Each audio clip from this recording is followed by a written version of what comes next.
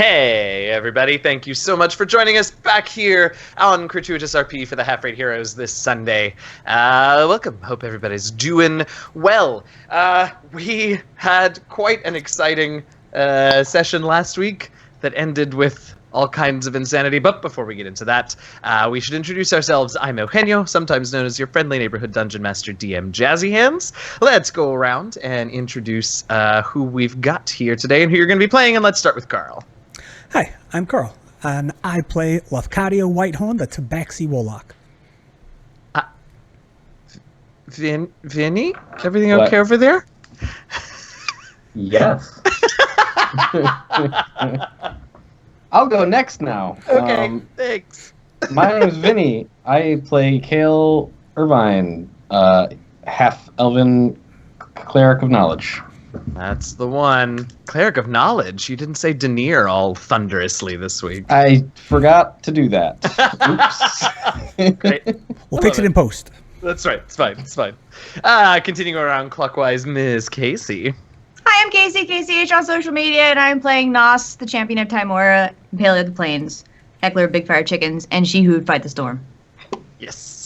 That's the one. We are missing John, who normally plays Wampum Thunderbelly, the dwarven fighter and ale connoisseur this week. So Wampum will be somewhat quieter than usual, though I think we're all familiar enough with him to have him come along for whatever rides we go on. So last but not least, Graham. Hi, I'm Graham, or Graham Crackers. I play Tazlin, the Shadow Arcai Necromancer. And that's our team. Fantastic. Who did I made Graham do the recap last week. Let's get Vinny's perspective on what happened last week this week. I don't remember. Me. Make it up. I'll make it up. No. No, Okay, maybe not. Right. Okay. Do your best. I'll fill in the holes. Pretty sure I was there. We were down here, and then we were already in combat because there was Shadowfell problems. Down here, of course, being the basement. And there was, hug monsters from the Shadowfell, and definitely their new name for sure. And we killed them. And I was helping the Chosen of Miliki to close a portal that was summoning stuff, and the stuff that it summoned turned out to be like a big, nasty, jerk-off Nightwalker, which is the monster of choice for all DMs who absolutely must kill their party. Now, I had every confidence that you all would run away before that happened. All. So Tazlin was a big hero. He showed up and he said, "I own you now," because it was undead, and Tazlin was a necromancer of some repute. He was able to control it, and then he teleported away with it to the Shadowfell. Yes. He just went away. We don't know where he went. As far as Small could understand, the plan was for him to send it away, but I guess he decided to go with it, which is probably fine. Not a big deal at all. Why not? That's pretty much it. I mean, Kale almost died, and then true. It was a near damn thing. As much as I was not prepared for the save or suck shutdown of the Nightwalker, I also was a little bit relieved because there was a not insignificant chance that Kale was gonna die if I got another turn with that Nightwalker. And if you die from a Nightwalker, it takes a wish spell to come back. Good. So you're just dead. Yeah. So I was surprised, but not altogether disappointed by the one action shutdown of that creature. But it all worked out. Everybody's alive as far as we know right now, except Tazlin, maybe. Who knows? All right, yes. So to fill in a little bit more, so you all were in the middle of this fight in the catacombs, and ultimately it all came down to you had come to the Temple of the Seldrine with the Chosen of Miliki, who you mentioned, who discovered that there was that all of the divinity and the divine power and energy of the Temple of the Seldrine, the temple to the elven gods in the city of Waterdeep, had been was being siphoned away somehow to somewhere through something, and you found that somehow something down in the catacombs, and we're trying, as you said, to stop it. Jareth, the Chosen of Miliki, has since run off to commune with the elven aspect of Mieliki to see if she can figure out what the hell's going on. But before we get to all of that, we should, in fact, hop back to Taslan, who is no longer on this plane with us, which is very exciting. All right, Taslan, so you... So I botched that. Well, I mean, I don't know. You at least went to the right plane. That's true. You managed to get the spell off that much. And you did manage to take the... whatchamacallit, the Nightwalker with you. Yeah. So, Gerald. like, 2 out of 3... Gerald, the Herald, apparently, as you called him earlier. So, like, grand scheme, it could have been worse. But it definitely could have been better. So I think you sort of find yourself, all of a sudden, you find yourself just in sort of the... Well, no, you're in Waterdeep, which would likely have a Shadowfell version. Though we'll say that the Waterdavian version of itself in the Shadowfell, unlike Evernight, which is the Neverwinter version in the Shadowfell, the Waterdavian version is pretty run down and ruined. It's not really an inhabited city in the Shadowfell for the most part, at least not with the sort of order and structure that Evernight is. So you just sort of find yourself in and among some ruined buildings, of course, the ever-present darkness and shadow, dim light at best all around, clouds swirling in the distance. And what are you okay. doing? So I'm going to hit the ground running and move 30 feet away from Gerald, and I'm going to command him, stay there, and I'm going to move 30 feet away. Like a very sense puppy, he just sort of watches you. He's going to... I'm going to, like, lead Gerald. Are there any, like, houses that look semi, like... I mean, you're actually fairly fortunate that you have ended up somewhere that didn't have a really short ceiling, because Gerald is quite tall. So, right now, you see some buildings, but none of the ones that are sort of still enclosed and still whole enough to, like, have an interior are probably not large enough for Gerald to fit in. Okay. About how close could I reason am I to one of the gates of the city?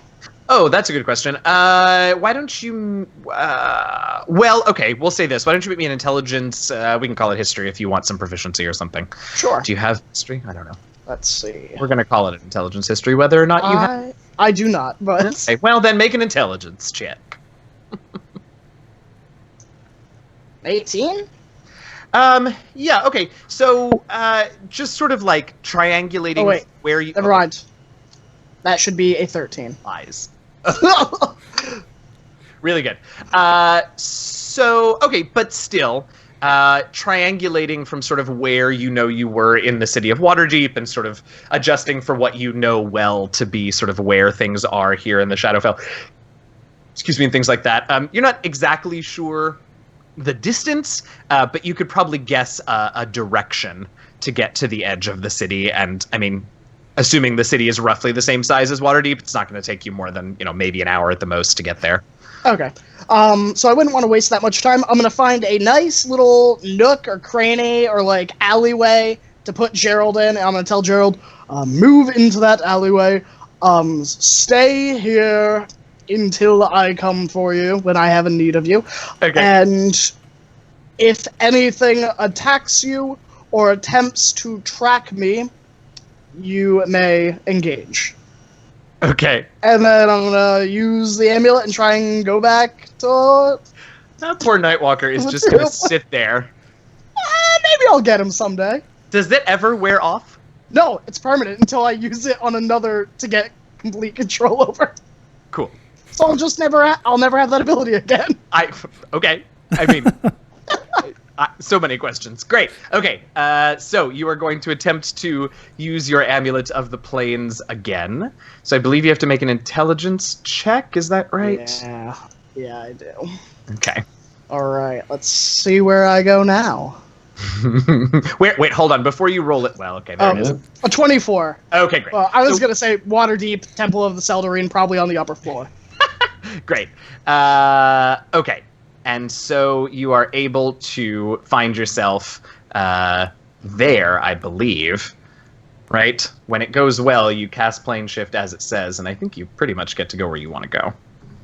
Yep. Great. Okay. So the Temple of the Seldarine, what door? The upper floor. Oh, okay. So like outside the courtyard. Yeah. Okay. Got it. Yeah. Okay. So there you go. You appear in or near that destination. It's fine. You can appear in that destination. I'm not kidding. Yeah. Great. So then I'll take a leisurely walk back downstairs after like cleaning myself off. Maybe use prestidigitation to get any of the dirt and the blood off me. Charming. Yes, definitely. And then just climb back down the stairs and walk back where the rest of my party's waiting for me to teleport in and be like, I've returned?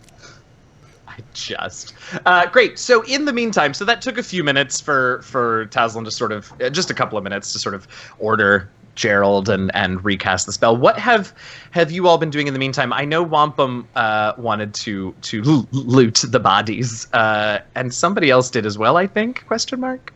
Yeah, I definitely also wanted one of those spike chains. That's so just something. yeah, so those chains, you can absolutely grab them, and they still seem to have some sort of dark energy. Why don't you, and I mean, I guess Wampum can do it too, make me intelligence arcana checks, and anybody else who is paying any attention to the chains can make this. Before we do that, before we move on to the examination of the chains, we had left with Nos having handed over the glaive that her father had given her. Oh, right. To the commander.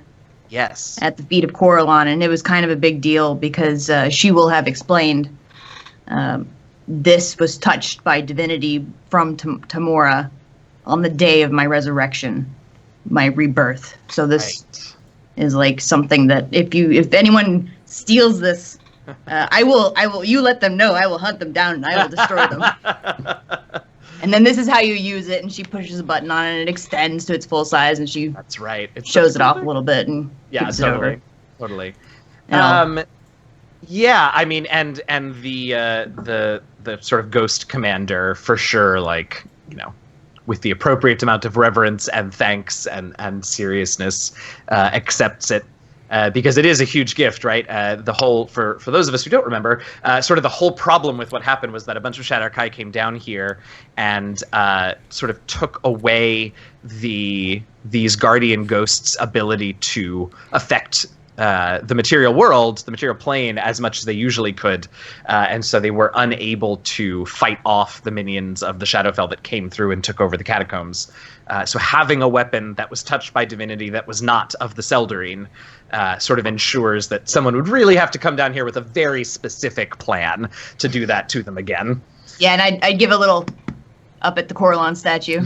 Like, yes. The Golden Lady sends her regards. I love it. I'm trying to see if there is a sort of analog in the Seldarine to Tamora, but I don't actually know that there is. I don't think there really is a god of luck, per se, as part of the Seldarine. Kind of a one-of-a-kind. Yeah, seems to be. I love that. Even better, because, you know, that makes it even more difficult for them to sort of prepare for that if somebody were to come down here and try all that again. Okay, so you wanted an Arcana check? I do want an Arcana check about these chains. Oh, good. Okay. Oh, wow. Oh, hey. Look at that, 20. I love it. So... Wampum got an 8. Oh, Wampum. He just wants the chain. What can I say? Nos, couple of things that you sort of can figure out.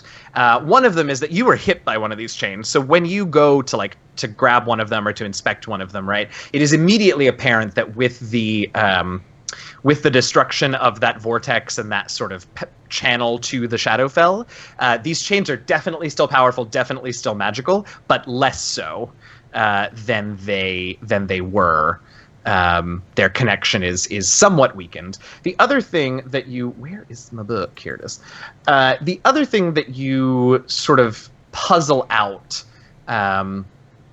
is that much like every time I look at you all. One of you has some sort of grin, and it's making me the most nervous. You said puzzles. Oh, okay. All right. Every time, much like drow-made weapons and magic items, which are, not so uncommon among adventurers, and at least you've heard of them, even if you haven't gotten your hands on them before. Much like those, you have a feeling that because the sort of source of these was on the Shadowfell, that prolonged exposure to bright light, to sunlight in particular, probably not going to have a great effect on their enhancements, their enchantments, their power. Probably not going to destroy them entirely, but it will likely weaken them. So whatever leftover power they have probably won't do well in the sun. As long as they don't outright break like drow weapons can do. Right.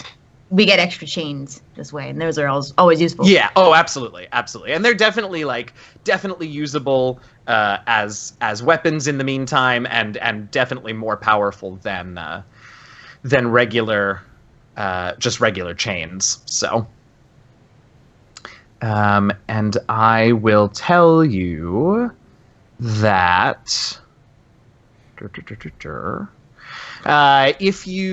So they're basically they are basically regular chains in terms of bonus to attack and damage, but if you attune to them, which of course means attuning to something from the Shadowfell, so we'll see what that does. But you can, when you hit with them, you can choose to make the target of your attack have to make a dexterity saving throw and do one of three things with the chains. The chains will grapple the target, and they are restrained while they're grappled as such.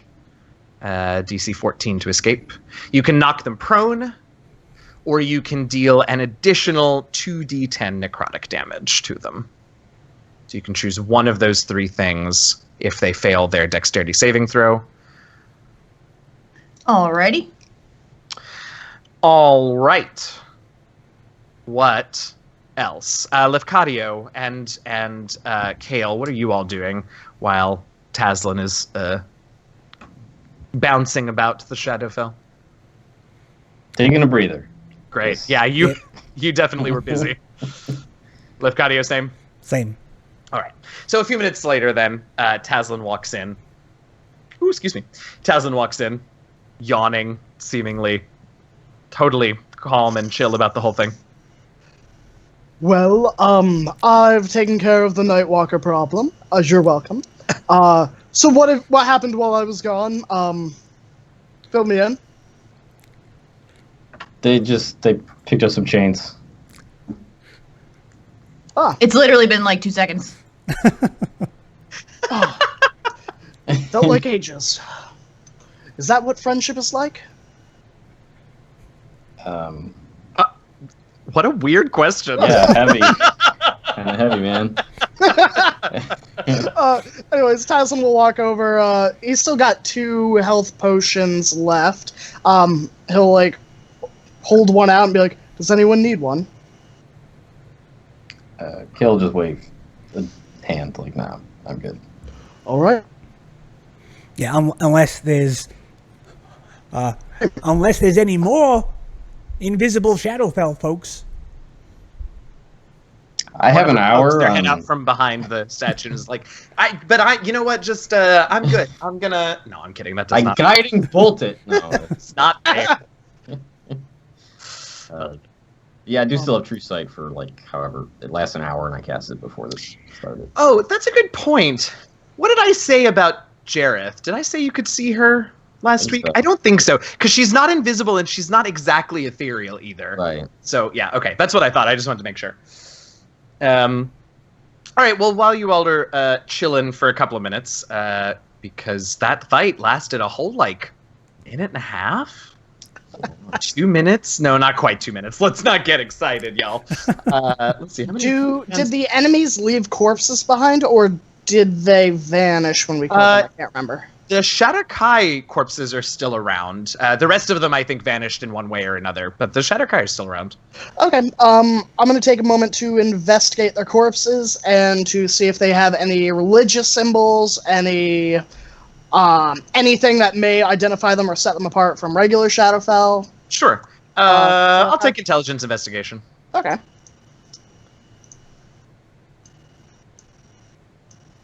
The suspense. The suspense. That would be a 17. Wow, you rolled a 7 and a 6 there. That's good.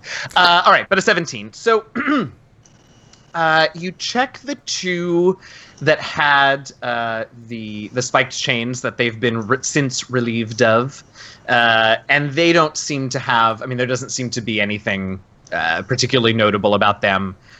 You actually do recognize the armor as sort of typical of soldiers of the Raven Queen, but there's nothing super out of the ordinary about that. I mean, Shadowkai who spend any sort of significant time in the Shadowfell probably serve her in some way, shape, or form, or should be serving her. So that's not super unusual. Let's see. The one that was channeling the vortex bamfed out, so you don't find their body. You do, however, find the body of the one that had the... Let's see. The knife? Get these. Yeah, it was the knife one that you killed that one, right? Yes. Yeah, so that knife is still there. And let's see. Anything else they have on them? No, not particularly. You do notice on this one that, again, the armor that they're wearing is definitely, standard issue Raven Queen infantry troops, whatever.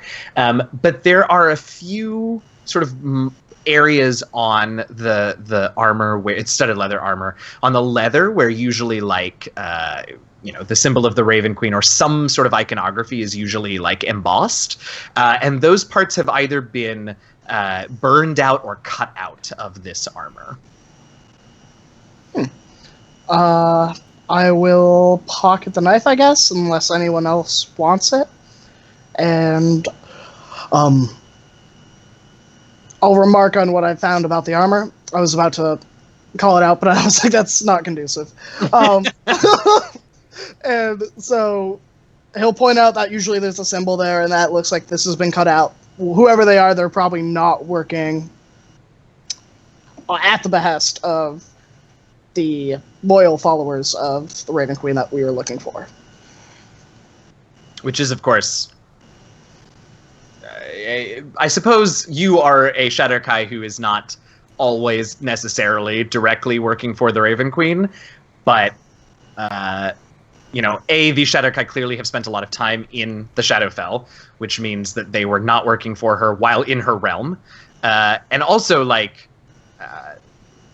fact that they removed her iconography suggests that perhaps they're actually actively working against her, or at the very least, wanting to distance themselves from her, which is pretty unusual for a Shadowkai to actively try and distance themselves from the Raven Queen in a more concrete way than you have. Yeah. Shall we go upstairs and talk to, what was her name? Jareth? Yes, and at this point, a voice sort of right in the center of the room says, "Oh, perfect timing, Taslin. I think Jareth missed you bamfing away with the Nightwalker, right? It's like they missed that. She missed that whole sort of event. So she sort of says, where should I even ask about the Nightwalker? He's in the Shadowfell until I need him. Until you... Okay, great. So, anyway... To clarify, I don't think Taslin brought that big creature with him. I think the relationship is new. I mean, correct me if I'm wrong, Taslin. No. Okay. I sense some hesitation, so let me explain. What I did today, Thanks. I cannot do again. I can only control one creature like this at a time. So by me maintaining control, I am actively keeping him from returning to the material plane and wreaking havoc. Well, I think it was a power well used, Taslin, and I thank you for buying Kale and I the time we needed to complete our work. And complete it we did. You will all, I'm sure, be relieved to know that I had no problem returning up above and communing with Mialiki, or at any rate with her elven aspect, whose name I literally never remember. Halrashar. She had much to say, but perhaps that would be better discussed back at Falconmere. Would you all care to join me back? Sure.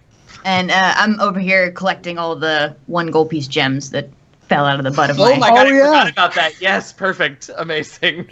And then as I'm walking past the body of the fallen Shatterkai, I'm actually going to grab it up and hoist it on my shoulder. Okay. And get ready to go. The chain-wielding one or the dagger-wielding one? The chain-wielding one, the one I was fighting. The one you were fighting. Okay, got it. And the gems killed the last Skelly boy, right? They did. Okay. I couldn't remember. They did. I forgot all about that little moment. Really good. Just curious. What's with your new friend there? You already forgot standard operating procedure. Maybe not today, but sometime in the future. If Kale wants to question it, he can. Oh, right. Oh, yes. Good to have. Yeah. It's been a while since you've killed something you wanted to talk to, I guess. Do we simply want to lug this body around? I throw my cape over it. Because I do Solid solution. I do not have any more spells that I can cast to make that invisible, unfortunately. If this worked in Neverwinter, it'll work here. It'll be fine. But we are Thanes in Neverwinter? Well, we got friends here, too. He knows the Blackstaff, apparently. I don't have any retort for that. That is sound reasoning. Yeah. Lead the way. If Jared has anything that might be useful to help hide it. She can't question it right now or anything like that, but let's see. If anyone just, like, all I need to do is look at someone, and they'll turn away. That's usually how it goes. That's fair. That's fair. Yeah, great. It's going to work fine. All right. So, while this has been going on, Kale's been very quiet because he took out the tome of Nier and he got some holy water and he sprinkled it. Like he just flicked it on the tome and he was just sitting contemplatively with it for about 10 minutes as though he's casting some sort of ritual. That's a specific amount of time, isn't it? Would we leave without him? Or would we wait? Well, all this has been happening. You guys have been doing all this shit for probably 10 minutes. So he's casting the commune spell. Posted up in front of the the statue of Corlon, and he can ask up to 3 yes or no questions. Mm-hmm. And he starts with, "Do I possess an elven soul?" What the fuck, Benny? I know. I was laughing while you guys were doing this shit.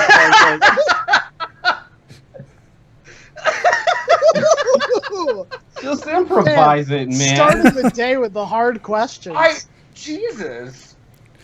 I mean...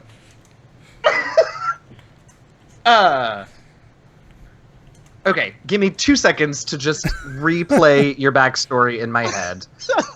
And the answer is yes. Question 2. Hate you. Do I possess... Oh my god. Soul. A what? A human soul.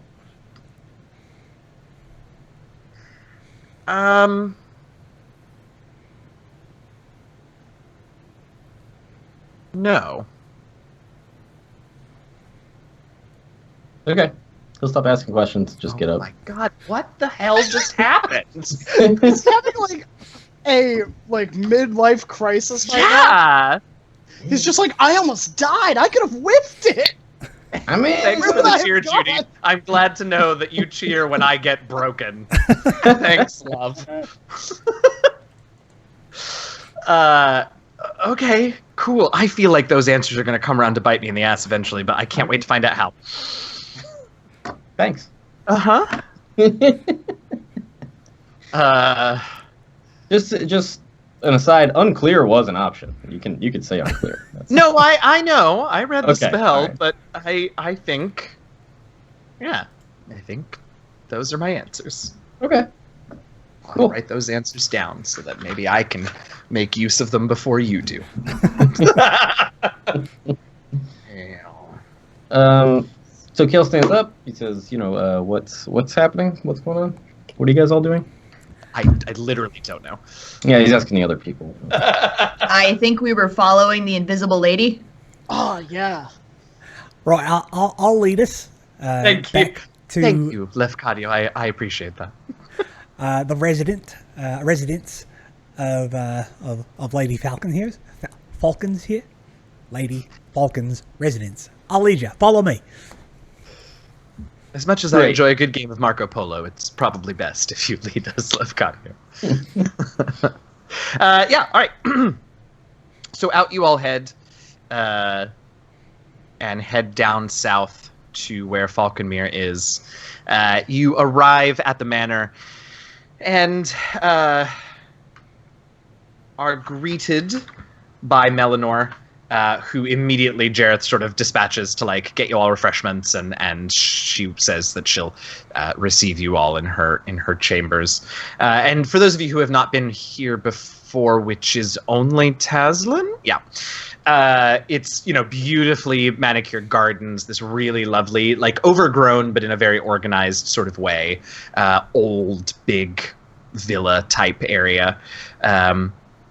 She'll lead you into the house and upstairs to the second floor, and into sort of a suite of chambers, and into a sort of sitting room in that suite, and bids you all to sit and says, "So, Mialiki was..." Oh, that's not terrifying at all. My printer just started making noises, and I didn't know what it was. She says, Mialiki was relieved and quite grateful to have you restore the divine power to the Temple of the Seldarine, having it gone from that central and significant place of worship for many of the gods of the Seldarine was dangerous for them. Without a connection to their worshippers, they ran the risk of losing their divine strength, of losing their connection to their worshippers and to this world.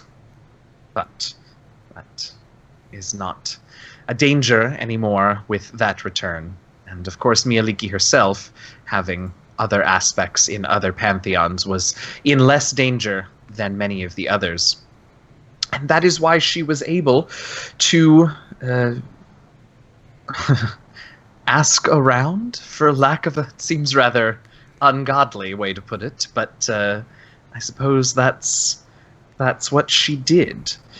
And it seems that the Temple of the Seldarine is not the only center of divine power that is afflicted so. We have not heard of many of the others, or any of the others here in Waterdeep, because they are distant from here. Some of them do not belong to the human or elven pantheons. Some of them are remote, and some of them have only recently begun to feel the effects of this siphoning of divine power. But it seems that this was not an isolated event. Mialiki spoke with her father, Sylvanus.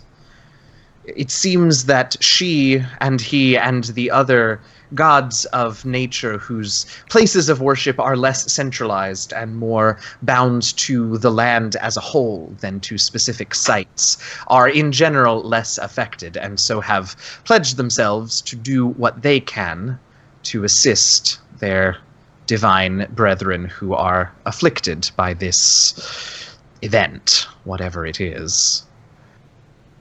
Sylvanus has asked that the 5 of you assist as well.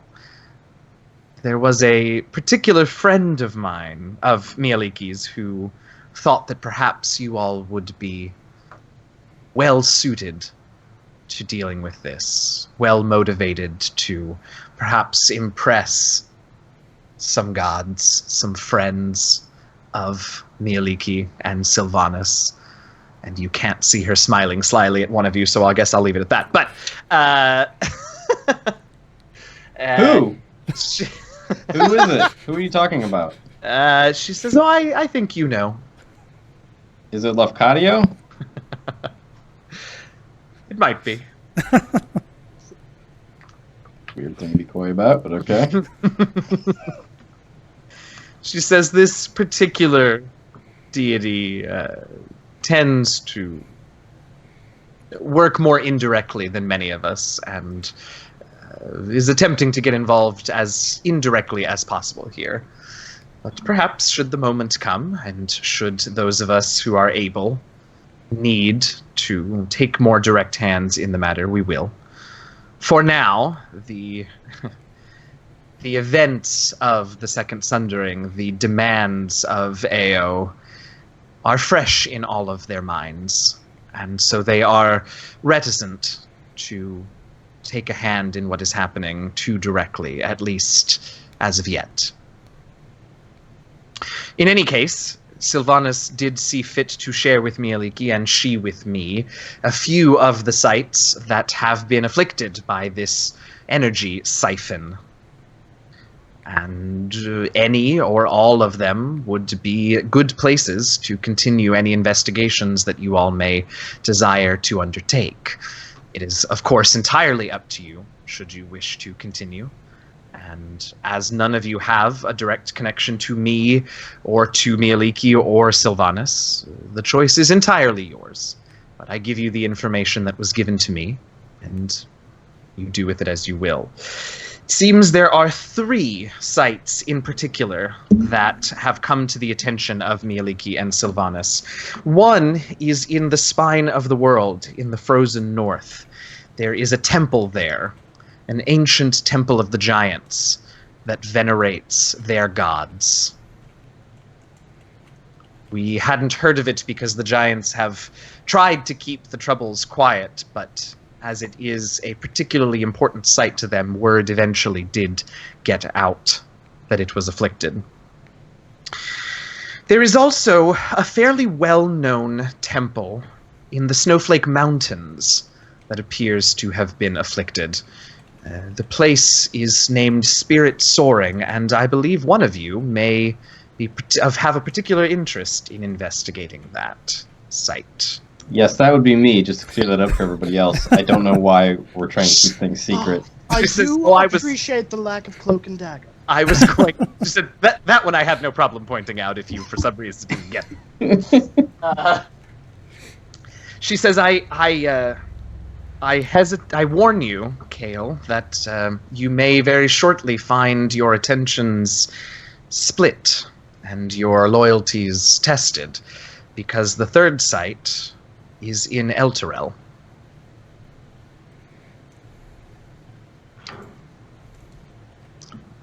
Where in Elturel?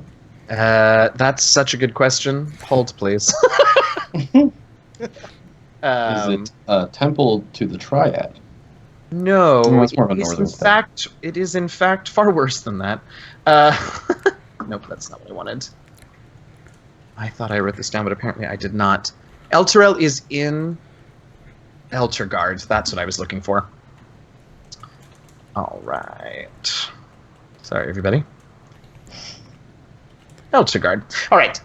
Yes. So It is, in fact, the companion itself that is threatened. It has dimmed of late. It is a strange choice and an outlier among the three, in that no one has ever been entirely sure what God placed it there in the first place. There is little question that it was divine providence that saved Elturgard and Elturel from the hordes, the undead hordes that assailed it all those years ago, and placed the second son there. And apparently it has been targeted for this divine siphoning as well.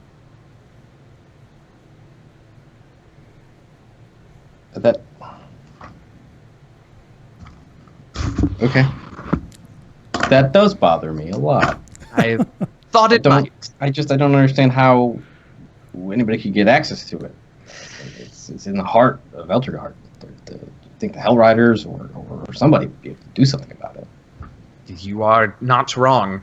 It was, of the three, the one that Mieliki was able to tell me the least about. It seems the origins of the companion are as much a mystery to her and Sylvanas as they are to all of you and those who hailed from Elturgard. And as such, very little information was available to us about the state of affairs with the companion. Do you know how much time we have? On the one hand, it is all are extremely pressing. The loss of connection to any god threatens all those who worship them, and the loss of a god's connection to their worshippers is a dangerous strain on their power. That said, none of the gods that have been affected by these three siphons are in any danger of being destroyed for lack of connection to their worshippers anytime soon. They are powerful entities. So any haste with which you make is more likely to be because of whatever the ultimate plan and scheme behind the siphons is, than it is a danger to the gods themselves. That said, I would imagine that the people of Elturel are somewhat nervous about the loss of their protection from the undead hordes that they have lived under for so long, but, as you said, the Hell Riders, the companions, there are many other protectors of that region. Okay. Well, thank you for the info. I wish I had more for you. Lefkadio, did you have a question? Oh, I was just going to say, we do have this one fella that Nos was had the foresight to bring with, and we might be able to check with him whether or not he'd be willing to chat with us. You know, it remains to be seen, but perhaps we can get some answers. Certainly seems worth a try. There's no danger in trying. Was Mieliki, or her Elden aspect, able to tell you anything about that book that we were interested in? Yes, sort of. It was clearly not her main focus, though she believed that Sylvanas would be rather interested to know it had resurfaced. For the moment, she bid me guard it well, but use it not. It seems Sylvanas may have plans for it in the future once things have evened out. But if you don't mind terribly, we can work together to secure it, not necessarily here, but somewhere near the city, that I might keep an eye on it while you all do whatever it is you decide to do. Right. Well, I guess one of the questions we had was, whether or not you wanted to bear the expense of recompense for the folks who found it. You say this, and Nos just scrunches her face, just scrunches right up. Just like, oh, this makes me feel so rotten and dirty. Taslin is just smiling. I was going to say, Taslin suddenly has crescent moons in his eyes.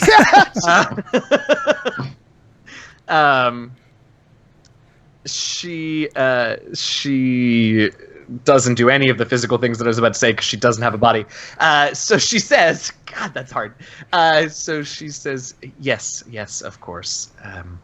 It is only right that any expenses incurred as a part of finding and bringing back to light an artifact of Sylvanus be repaid, and we are prepared to do that.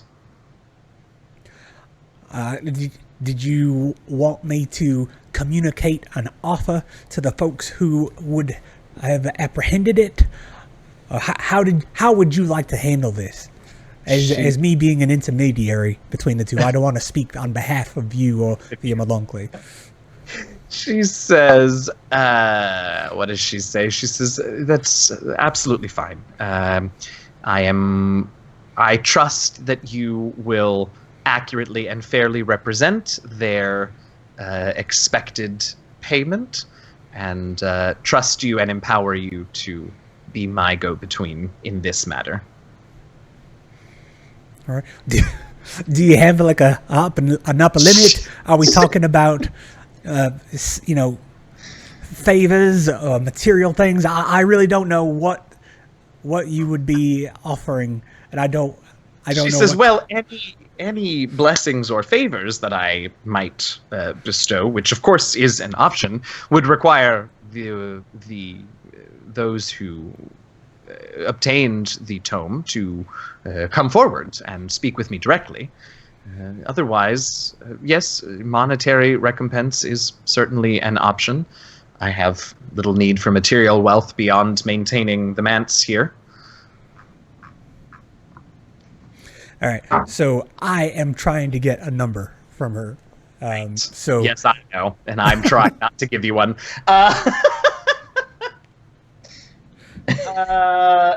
You all have so much money anyway. I don't even know what to offer you at this point. Yeah, you might or a fort. You might notice. She might notice that Nos looks like she's in physical pain. Okay, let's see. Like she's Let's sweating have her. bullets. Her ears are going nuts. She's not particularly paying attention to you at this moment, but let's see. I rolled a natural 1, y'all, for her insights check. So in fact, she is not. She is far too. I don't know what she is with Lefkadi. She's not annoyed with him. She's just like she's no sort of desire to like get into this nitty gritty. So she'll just say, let's say, I don't know, 10,000 gold as an upper limit. She literally has no idea. Like she doesn't deal with. That's what what's his face is for. Like she doesn't know. it's a banana. How much could it cost? Melanoir, exactly. Yes, exactly. God. Right. All right. I will. I'll see if I. Obviously, I don't want to. Just offer everything, but I'll see. I'll see what they're willing to take. It's a good thing poor Melanoir's not in here. He'd be like, "What? What did you just say? They're gonna run us out of house and home." Anyway, great. Yes, we will figure out a fair payment for you all. Kale kind of hasn't been listening, really. Okay. And he says as much. All of a sudden, like he just seems like he just kind of snaps out of thought, and he's just like, "I'm sorry, I wasn't really paying attention. What are we doing, Lefkadio? Like, what are we getting paid for?" I believe that Lefkadio is working to secure an artifact for this organization. The book! It's the book! Oh my god. Oh. Poor Nos. Oh, I thought you had just given them the book. It's just glaring. Oh, Kale, think- no. As I understood it, Lefkadio does not have possession of the book. That is Yes, 100% accurate. I do not have possession of the book.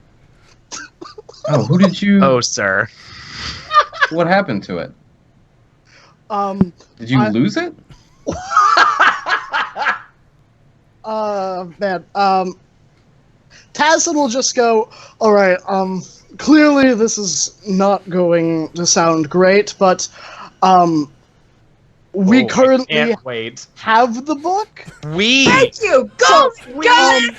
Now, He didn't even Take try and deflect and be like, "Oh, I have it." He's just like, "We've got it." I pull it right out of the back of my pants, and I just. Oh I just my put it down. god! and he just goes, I don't speak for all of us, but I think it would be fair for us to return this for maybe 2,000 gold and a blessing each, as we are going to be doing the God's work. I'm sorry, Tazlin, are you fucking kidding me right now? Is this a joke? Because it's not funny at all. Mike, while you all have this amazing conversation that clearly does not need me to say all the things I'm thinking.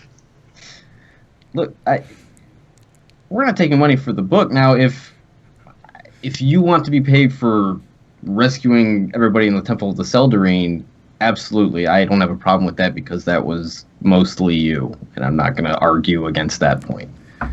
But the book? Seriously, the book? Really? Leaves of Green, this ancient artifact that there's divinity is being drained from the world, and you want to keep one of the gods' artifacts from them because you want a couple more pieces of gold in your pocket. I am offering a fair amount, firstly, for something they want that we have. Some of us were injured in that fight. We spent weeks tracking that blight. It's not as if that didn't cost me anything. I had to use 3 scrolls of fly. I wasted a boat getting us across a giant ocean of tentacles. But I wasn't even going to say anything, but I figured it was fair to make a low offer to aid us in the future endeavors that no doubt benefit the deities that are losing their divinity. But I apologize if I overstepped my bounds. Okay, apology accepted first because you did overstep your bounds a little bit. If you want 2,000 gold that bad, I'll give it to you. How much money do you need? That's a good question. I need to look at my sheet and see how much I have. Deal. If you're willing, I'll give you 2,000 gold. I'll do it right now. And he'll like reach into the bag of holding and pull out. He'll like rip up 200 platinum and just hand it over in both hands. I imagine because that's a lot of coins. Tassel will just take it. He just like he doesn't even hand it to you. He just like kind of shoves it toward you, and like some of them fall on the floor and shit. Yeah, Tassel just gets something. He's like, all right, whatever you guys want to do with it, I don't care anymore. Great, and take the book. It belongs to you. He says to nobody because there's nobody. Oh, I'm not muted. Oh, that's fun. I'm sitting here laughing my head off and thinking I'm muted. Great. That was Jareth definitely, like, if you could have seen her, she would have looked a little something like that was when you pulled the platinum out. Jareth, it seems that the adventurers that recovered the priceless artifact have decided that out of the goodness of their hearts, they'll just part with the item. So, Cuddy, why are you doing this? What? I'm trying to cover his ass. I don't know what you mean, Kale. Here you go. Here's the book. I think. All right. I thank you for returning it. I think perhaps it's been a long day, and you all should go. Take some time to yourselves and to each other, and return here when you have decided on your course of action, and perhaps we can speak more. I have much to think about. Out of curiosity, does the book, is it moving? Is she like moving around? Good question. No, she's not. And in fact, a few moments late, well, don't know what you all are doing, but a few moments later, Melanor will come in and sort of burst in fact, and just look directly at wherever the book is, floating in the middle of the room right now, and just giant eyes, and will very slowly walk over to it and sort of hand shaking, will take it and just sort of barely touching the edges, will sort of very gently turn it and walk it out of the room. It's a little bit moist with sweat. Oh. I mean, he's barely touching it, so I don't know that he would notice until later when he tries to, like, reorient it or something, but yes. Right. Sweat. Good work, team. All right, let's regroup. Yes. Melanor, it was good seeing Doing you. good things is always so tiring. He doesn't say a word. He just sort of, like, waves one hand and then quickly puts it back on the book and continues walking. Jareth will be back, I reckon, and have a good night. Yes. For the record, I knew it would always turn out like this in the end. This was always going to be the destination. I mean, going into this, I thought I wasn't going to get anything, so I am pleasantly surprised. You all are a mess. Cool. So, yeah. I mean, you can head back to the Gentle Rest. You can sort of do what you want. But... What time of day is it? Good question. Well, Because didn't we go to the temple in the morning? I think you met at noon, didn't you, at High Sun to go in. So it was midday by the time you left to go over there. Or maybe you met at the temple at High Sun. So it's mid-afternoon. It's not super late in the day yet, but it's not morning. Okay. Are there, like, real estate agents in the town? My God. You could talk to a magistrate. They would probably be the person to sort of, deal with paperworks and deeds and things like that. I know that Nos was interested in doing something with her winnings. Her Oh, winnings. I have like 5 things I want to do, but I'll wait my turn. Yeah, let's do this. So, in terms of gosh, I don't know, because I don't know what you all want to do. Tazlin, since you started, let's keep on with you. Okay, yeah. What? Tesla what do you wants to buy a building. Okay. Like, he wants to buy a big building. Okay. And then, I'm assuming he's probably going to spend most of the rest of the day and then regroup at the inn doing this, but then he's going to secure someone to cast wards on it, like anti-scrying wards, yada, yada, yada. And he's just setting up a little base of operations in the city. That's what his goal for this is, and... All right. So I'm going to have to do a little bit of research and such, so I will get back to you shortly, but now I know what you want. Do you sort of know, give me an idea of, what ward you want it in, what, how fancy neighborhood are you looking for? I think Taslim doesn't really care what neighborhood is, as long as it's not, a super sketchy neighborhood. He'd probably want it somewhere close to the market district. Okay. But he'd want probably, a 3-story building. Counting the cellar as a floor, though. Okay. And then he would... Yeah, that's probably the only things he really cares about. Maybe that's a little bit dark. Maybe he'll just, paint the windows or something. I don't know. Okay. But that's about all he'll do for the day, is just secure all of the contracts needed, sign the paperwork. Okay. And then he'll go back to the inn. All right. Lefcadio, any particular on-your-own activities you want to deal with today? Nope. Great. I love that answer. Kale? Alright, so 4 things? Okay.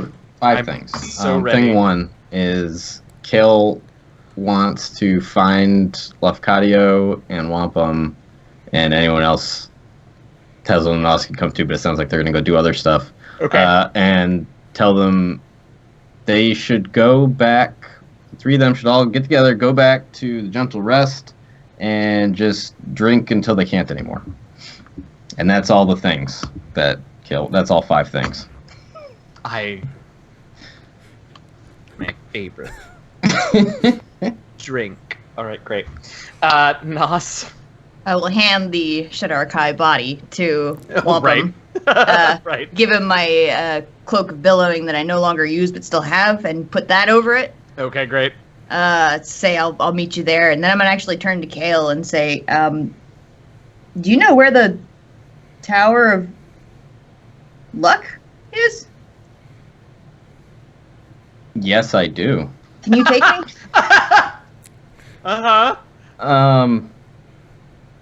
Sure.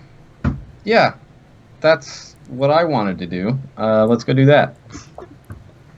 Okay, Thanks. great. So that's easy enough to get to the Tower of Luck. Anything in particular there? Just sort of doing a. On our way there, her ears are gonna start twitching again. She was like, I got you a gift.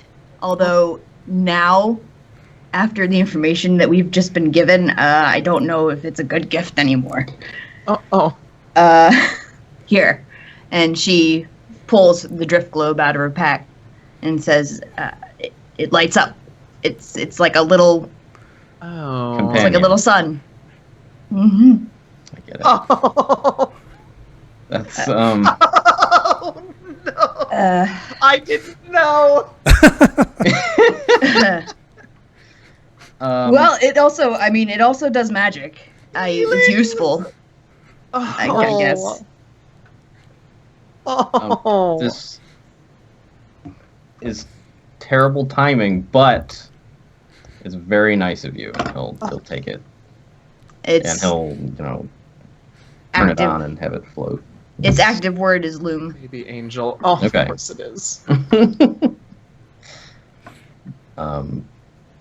Yeah, that's really nice of you. I really appreciate this. Yeah, no problem. I'm sorry. We'll definitely fix whatever's happening for sure. That's why we got put on the job, is because we fix things. That's what we do, and the gods know it. Apparently so. Not always for free, apparently, but yeah, that's At bargain prices. at Yeah. buy prices. Half the rate. No. Great. I mean, thank you again. And he taps it, and it kind of floats forward a little bit, and it comes back, because that's I think how drift globes work. They just kind of hover near you. He'll say, "Did you still actually want to go to the Tower of Luck?" Because I had suggested to Lefkadio earlier that you probably want to go there. Yeah, definitely. I've been in this town for way too long without visiting it first. Mm. Yeah. Yeah. But I mean, I just need to be shown the way or told the way if you want to go back too. No, I'd like to go too. I mean, I feel like all of us are connected to Timora in a way, through. You are. That's correct. Yeah. So. Yes, you all can head to the Sea Ward, where the Tower of Luck is. This temple complex, when you arrive, is actually in some ways almost similar to the Temple of the Seldarine, in that the major part of it is sort of an atrium, a courtyard area that's got lots of pillars around. But here, the pillars are actually holding up a roof that is this sort of beautiful crystal glass roof over the atrium. And in the center of this courtyard, in this atrium beneath the roof, is a bronze sculpture of a fairly small, laughing young girl who appears to be leaping from the top of this beautiful fountain. And that, of course, is Timora. And you can see as you approach the fountain that it's sort of full of coins that have been tossed to garner her favor into the fountain. What I intend to do here is basically just walk around and make sure everything's on the up and up, and make sure the clergy isn't doing anything under the table. It being a big city, that stuff is likely. So, just is everything on the up and up here? Oh yeah, it seems fine. There's and this, unlike the Temple of the Seldarine, this is a fairly popular sort of temple for people to come in and out of very casually. There are a few sort of more devoted worshippers. There are a few probably actual acolytes and priests of Timora around keeping the place up. But yeah, everything seems copacetic, and you definitely feel that the divinity, the power here hasn't been affected. Cool. Like it was the temples. I'm going to make sure that they know my name and they know who and what I am. And then I will proceed to donate 5 platinum and all of those gems that came out of my... Oh, it's just... Are you putting them all in the fountain? Yeah. It's just... Yeah, it's flashes and I love it. Yeah. Absolutely. Yeah. I think, let's see. You have the luck feat, right? I do. So I think this you can't be sure, and you know surely this isn't actually what you saw, but it almost looked like the little girl sort of winked at you as you finished dumping that all in the fountain beneath the statue, and you can have a non-refreshable 4th use of luck, so it'll stick around until you use it, but you have 1 additional use, and then I don't care who's watching. I'm gonna get up on that fountain and give that little statue a hug. A couple of acolytes sort of run over in your general direction as you start climbing. No, it's okay. We're tight. But yeah, right. Once you get up there, and they see what you're doing, they're actually sort of amused and they let it happen. Bye, Mommy. No, I love it so much. Okay, Kale, we're good. We can leave now. It's okay. I'll flip a platinum piece in there too. Yeah. Thank you. I mean, you ain't getting a special blessing. No, that's fine. But thank you. Okay, great. So that was stop number 1, Nos. What else we got on your list? Oh, that was 4 of things in one. Great, the only thing I have love left is to gamble the rest of the night away. Aha. Okay. More or less. Excellent. All right. Let me see. Great. Alrighty.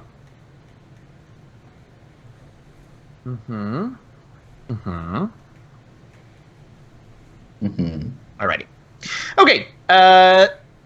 Tazlin, it will take a day or so for the paperwork to get filed with the proper magistrates and to go through all the proper channels. But yes, that is all possible. Yeah. I'm still working on a price. Tazlin's not going to take out a loan. Just pay it in full. I have no doubt. Everything that I can find anywhere, because I'm bad at estimating reasonable values for things, as was displayed in the fact that Jareth is me and just says numbers. And everything that I can find in all of the like in the DMG and in Xanathars and stuff is how much it costs to maintain a property of that sort, but not how much it costs to buy, because you're a crazy person. Whoa, I have plans for that property. I have no doubt that you do, which is why I want to get this right, because God knows it's about to become your crazy base of operations or something. Cool, so I will get that to you, but we will assume for now that you have...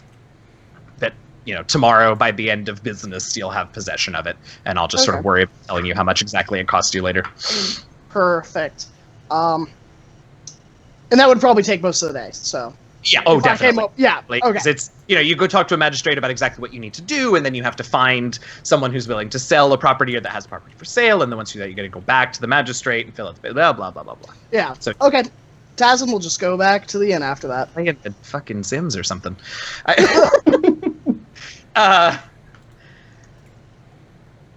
Great. Okay, so...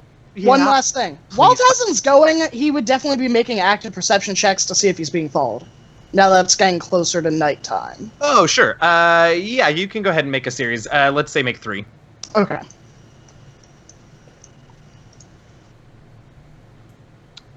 Dur, dur, dur, dur, dur, dur, dur.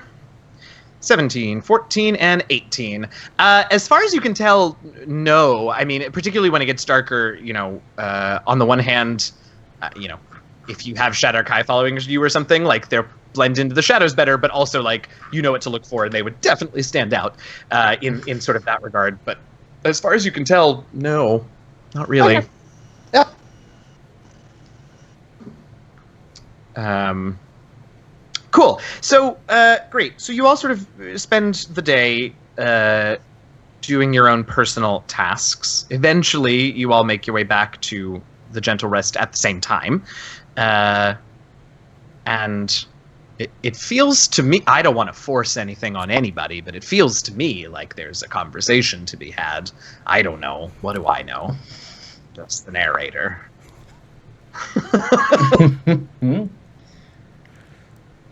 Yeah, I mean, I imagine we all gather back up at the lady, the place, the whatever, the Gentle Rest. yeah, that place at some point.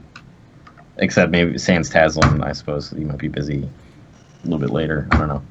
I mean, this could be, once he's returned that night or the following morning when you all are, gathering for breakfast in the tap room of the inn or whatever. I mean, whatever. Okay. Well, I mean, Kale still wants to drink to death. Yeah. Oh, I forgot about that. Yes, Yeah. I want to drink to death that And first. Taslim would probably drink with Kale when he gets there. All right. So anybody who wants to really go in for it can make a Constitution saving throw. Sure. I rolled a 20. Natural 20. Yeah, so plus big one. 7. You're that horrible person who drinks their face off and wakes up with no hangover. Nos got a 17. Taslim got a 7. Yep. I mean, Wampum is absolutely drinking his face off. He gets advantage on his checks because he's very good at it. 28 for Wampum. Surprising nobody. Wampum is fine. Lefkadio, are you hanging out? Designated driver. Great. Love it. Probably wise. Where are we driving to? Oh, Taslim. This city's full of cabs. Oh, Taslim. What? Just the drunkest. That's fair. You know what? Why don't you roll percentile for me? Okay.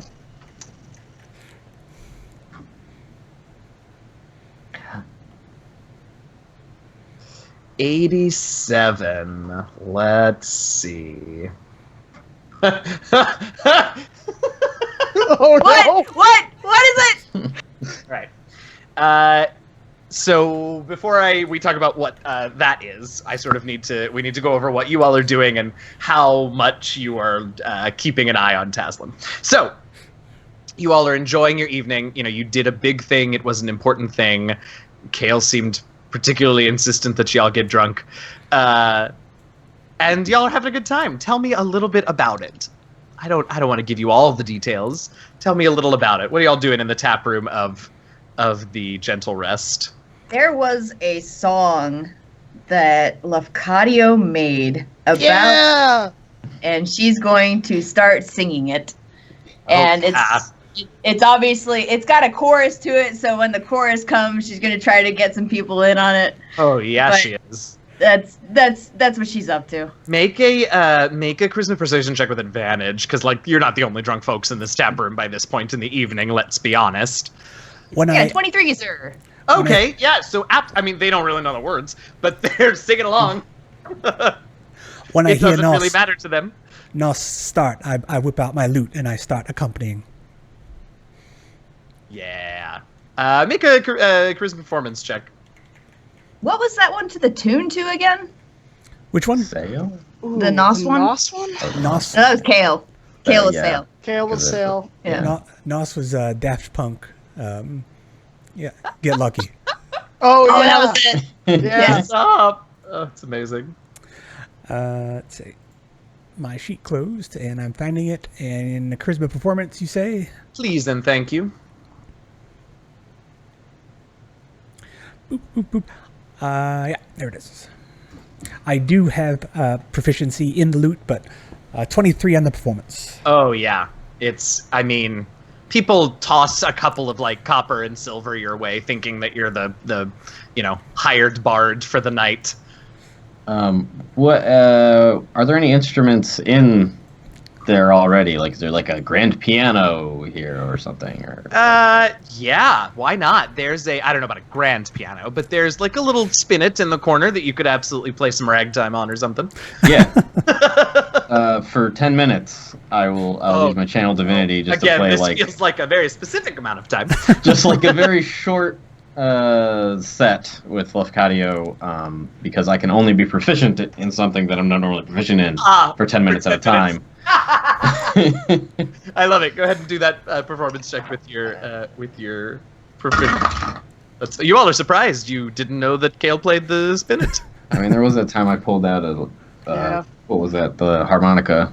I don't know. I'm pretty sure he can do anything he Yeah. wants to. Yeah. Ever. So I roll a 15 plus proficiency would be 5 plus charisma would be 23. All right. So yes, they're sure that you all have been hired. Even more copper and silver get tossed at your feet. One particularly enthusiastic person sort of drapes themselves over your spinet and sings wordlessly along with Nos very loudly. Now the drift globe's next to me. Oh yeah. Oh. Oh. I guess at some point in the a couple things. One thing, I want to peer pressure Lefkadio into drinking. I feel like we should all participate in that. Yeah, Tassin's probably posted up right next to Wampum. I feel like they're pretty good drinking buddies. I've got a glass of wine. I'm just nursing it. I'm not really getting hammered. So I am participating, just not as enthusiastic. I feel like you're not really participating, man. You gotta, come on. We never do this. I know what you're saying. There's a reason we never do it. At least I never do it. And I'm gonna stick to it and just have a little bit tonight. But you've earned it, mate. You've earned it. No, I think that's smart. At least one of us being able to see straight. That's probably How a good drunk idea. is Taslin at this point? So drunk. I feel like that's up to you, man. Yeah, I mean- so you tell me. I mean, we know that you're going to end at the You're not going to remember the end of the night, but you tell me how drunk you are at this point. Yeah, I think Taslin's probably pretty drunk by this point. He's probably been matching Wampum shot for shot that was for your the first problem. half hour, and that then was just your damn problem. thrown under the bus. Oh no. Oh, Hale, you have such a good idea. Why don't you say things like this all the time? I do. Nobody listens to me. I can help you with that, and I'm gonna use prestidigitation. So every time Kale goes to pressure Lefkadio, you have sensory firecrackers popping out. You dudes are terrible friends. We're trying to help. Oh, It's up to the Got it. individual what No, they do it's with their own not. shit, man. Nope. Not nostrils, not nostril, Nos, my friend Nos. Do you know what I've spent all day doing? I mean, besides getting the Nightwalker, I'm buying a house. Congratulations. I think. I know. Here? Yeah, Hi. so I can store a Nightwalker and You need to go get registered with the guild then if you're gonna live here. or It's rules. maybe I'll invite Raziel here. Okay, but you gotta get registered with the guild. It's rules. What guild? Wizards Guild. They will start trouble with you, and therefore they will start trouble with us if you do not do that and you live here. You can't just put a Nightwalker in the middle of a city. What? Thank you. Thank He you for said Kale that. for being my voice tonight. He said that out loud, right? He did say that out loud, yes. Yeah. Okay. But what about, hear me out here, I'm listening. we put a portal Sounds stupid already. to other planes so we don't have to use the amulet. No, we don't. We already don't have to use the amulet. I can do that. I can plane shift. Not right now, obviously. That would be irresponsible. You don't drink a plane shift. But tomorrow I could do it. Oh, that sounds like such a good idea. Have you met Iskar? Yeah. Iskar, Yep. where are you? And I'm gonna go find Iskar. Can't you summon him whenever you want? Okay, there you go. Taslin's drunk. His card's in the He's pocket done. dimension, but like Taslin's gonna. This is perfect. Taslin's gonna go look for him. So Taslin wanders out.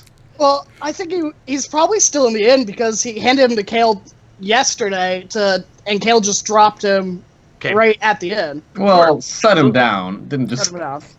Yeah. Yeah. So Taslin will pay his tab in full, and then he'll hand his. I'm assuming I store most of my stuff in the bag of holding. There's no way I can carry as much gold as I have. Yeah, I mean, I guess.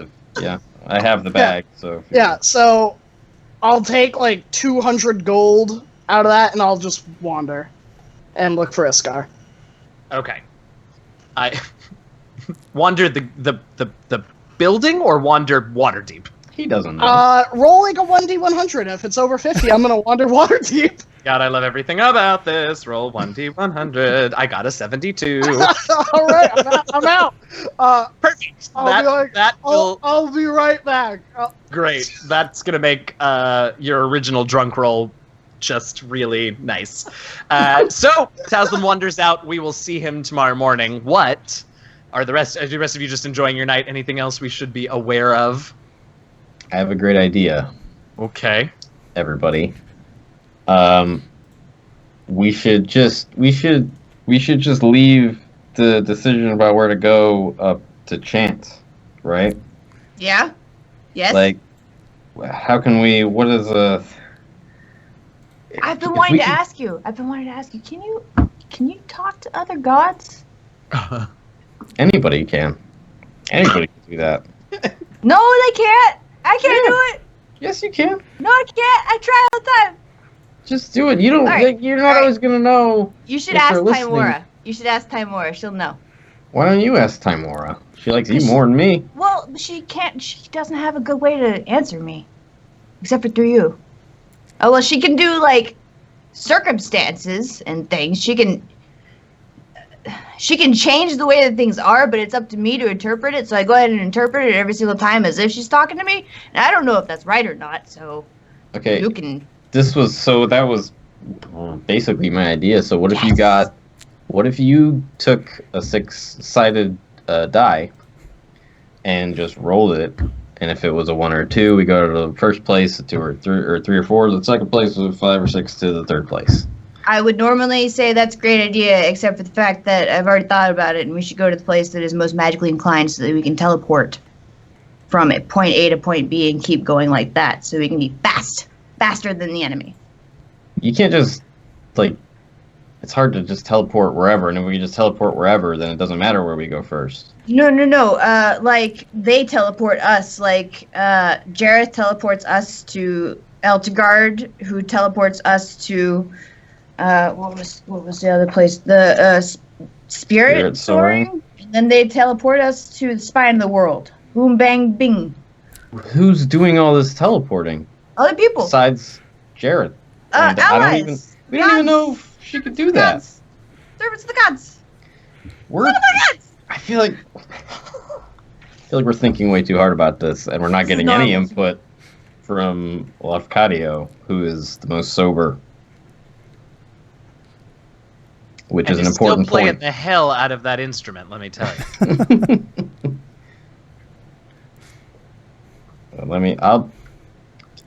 Lafcadio, stop it for a minute. Stop that. Everyone's Stop a the noise. critic. All right, you've been great, everyone. Thanks. Don't forget to tip your waitress. I imagine he comes over at some point, immediately because I own him. Hey, so I was thinking, and Nos agrees, and she's super smart, and Wampum is also here and agrees with us. Girl. We were thinking we should just kind of leave it up to chance to see where we go first. And we're all in agreement that it's a great idea, but we figured we should ask you, and we'll ask Taslin later, maybe. It's an exaggeration. I suggested an alternative And I will tell him what my alternative was. It's like, Right, so that's she- another idea. Suggested a totally different, worse idea. Equally valid, but worse. So I what? take no offense. what do I know you- you're What do you think? Well, that idea that Nos has suggested makes a lot of sense to me. If it can be pulled off, I mean, there's a big asterisk if that's a thing. There, like, because if it's pressing that all 3 of these temples get fixed right away, dilly dallying won't serve anyone. So if we can get somewhere real quick, then we should probably do that, and do that as often as possible. Wait a second. Are you afraid of going back to Eldergard? No, I assigned it an equal amount of chance as any other place. Yeah, but why would you do that? It's not like you. It seems that there'd be there's 66% more chance of not going to Eltegard than there is. The whole point of the idea in the first place was that we didn't have to think about it and make hard decisions. Because I'm kind of sick of doing that. I'll do it for you. That's why I just wanted you to just roll the dice. And just leave the fate up to the dice. And Timora probably. She'll probably agree with me. Just saying. I mean, just roll and find out. If that's true, then, and you really believe in yourself and your goddess, just roll the dice.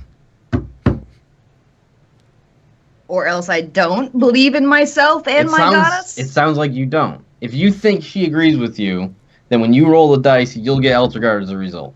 You're baiting Right, me. I'm gonna put my hand in there in between. It's like, listen, friends, it sounds like the alcohol might be doing a little bit of talking here. We're all on the same team. There's no one's challenging anyone. I feel like I kind of am. And I feel like Nos is also. No bit. one's challenging anybody. It's fine. We need to be challenged. How do you grow if you're never challenged? It's a good point, Lefcadio. How do you counter that? It's not in mean spirits. We're just. All right, shush. What were you gonna say, Lefcadio? What was the end of this? Oh well, it makes sense to do things in a quick way if there's a ticking time clock. Again, if that's a thing that exists. If every place is equally in danger, and there's no pressing need to get to one place over another, and that itself is an unknown. But if there isn't any pressing need to go to one place first, then going somewhere quickly is probably the best thing to do. Okay, of the 3 places that we were told about, I feel like Eltergard is the least in need of immediate help. They have so much paladins and stuff there. There's knights everywhere. I didn't know that. They're all over the place. Although I haven't met many giants, I've heard they're pretty tough. I hear they're dumb too. I don't think they're going to be able to teleport us anywhere after we're done with them is the thing. So you might be surprised. Maybe. I've read things. Like I said, I haven't met many. You might also be right. I don't know. I've never met any. As far as I remember, spirit soaring is just pretty much it's out there. It's just out there. And would need help probably first. But I don't like this. I don't like this part. I just want to roll the dice and just let it happen. We listened to Timora once, and it got us you back, and it was a Nos. Might as well just... In every other instance, we've listened to Denier, and it's been fine, I guess. Except for, people died, and stuff like that. But, whatever. I don't want to have to ask myself all these questions all the time. I'm tired of having to think so much, and I just want to just leave it up to chance. And I figured, since we basically My have God, that is a mood. if we have the opportunity, we have a person with us who is basically chosen by the goddess of luck. You know, I mean, I figure that she could, through you, communicate the most luckful chance. Okay. You cool with that, Lufcadio? Sure. Well, I'll be all right with that. Yeah. Thanks, welcome.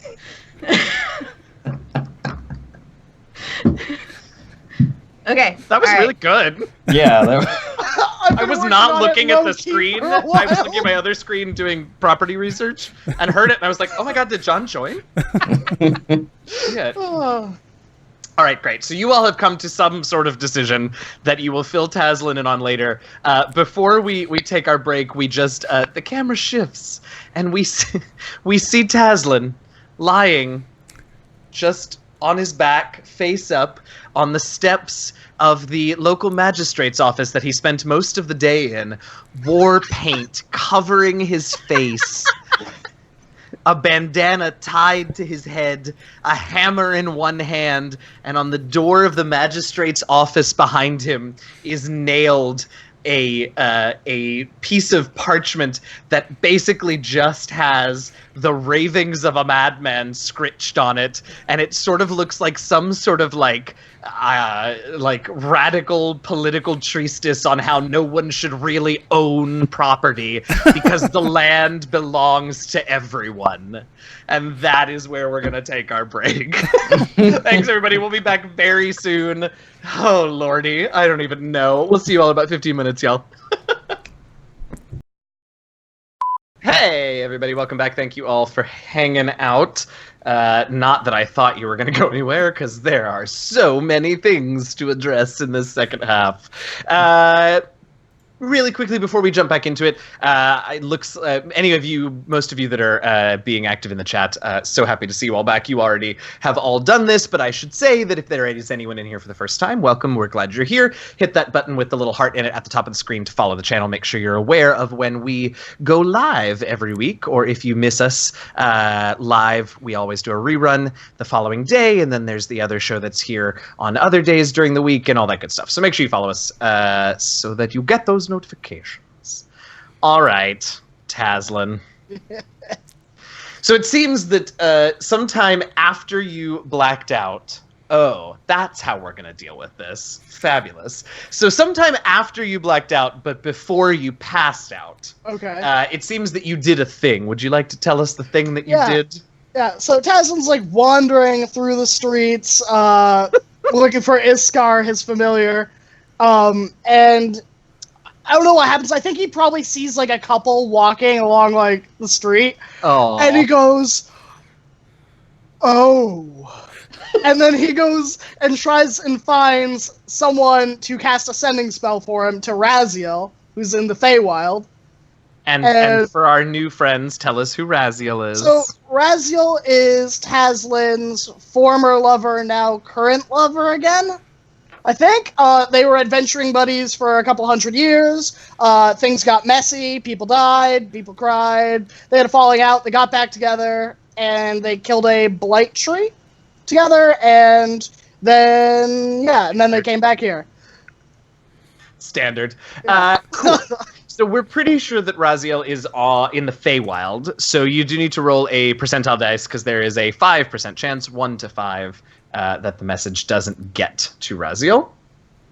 14. All right.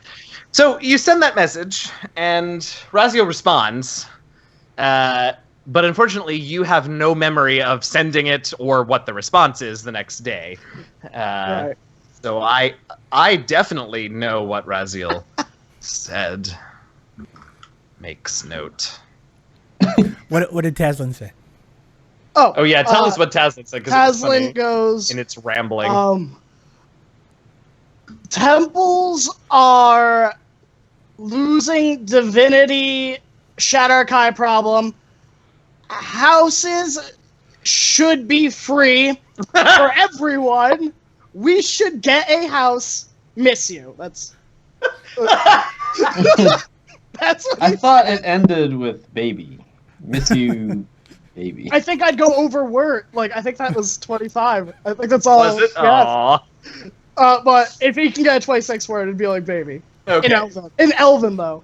Oh, obviously. Yeah. Obviously. And yeah, so then he like ponders after he gets like all worked up about having free houses, and he just like smears war paint on, goes to the magistrate, and he's like, houses should be free for everyone. People need to live in cities. It attracts people to the cities. More money from the people in taxes. Free houses. It just like starts writing all of this down on a parchment, nails it on the door, and just passes out. And is awoken the next morning to a fairly swift kick in the side by a city watchman who is escorting the magistrate to her office this morning, and so you're awoken and sort of looking around, and the magistrate looks down and says, Master Evrio, is that you? Yeah, I think that's me today. I'll get up. Like, are you quite all right, Master Evrio? Yes, I. Yes. The guard at this point has sort of continued to walk up to the door and has reached the parchment and like yanks it off the door and is reading it. I can explain. I was celebrating with my adventuring party and things may have gotten out of hand. The guard mumbles something that you just barely catch under his breath about that's the problem with adventurers, but I do appreciate your yeah. I'm sorry, how was that? I do appreciate you waking me up from this unsightly ground where I seem to have passed out. I will be going, and I look forward to our dealings on a more professional front.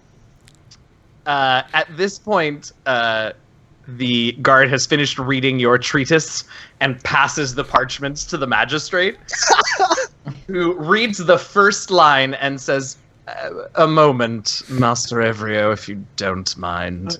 I don't mind at all, and I will prestidigitate all of like the face, so it's like no war paint. And so the magistrate will sort of read through the treatise and will look over to the door where there is, you nailed it into the door, but beyond that, it's not like you like painted the door or anything like that. You didn't actually vandalize anything. And she sort of looks up at you, and she says, I can't decide if she's mad or amused. Let's find out.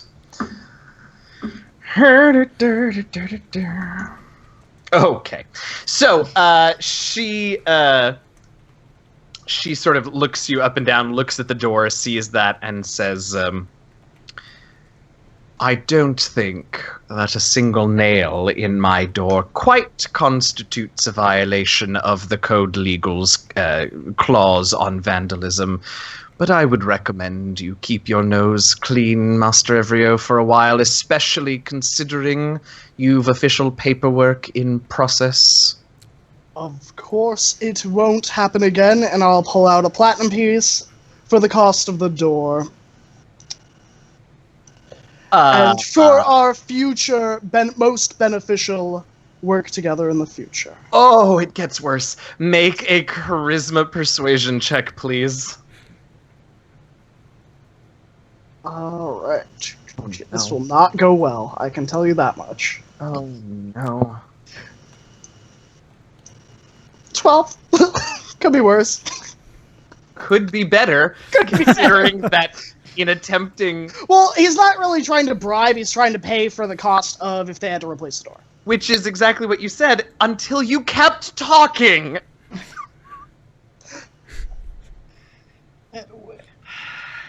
Yes, Kale. I'm not there.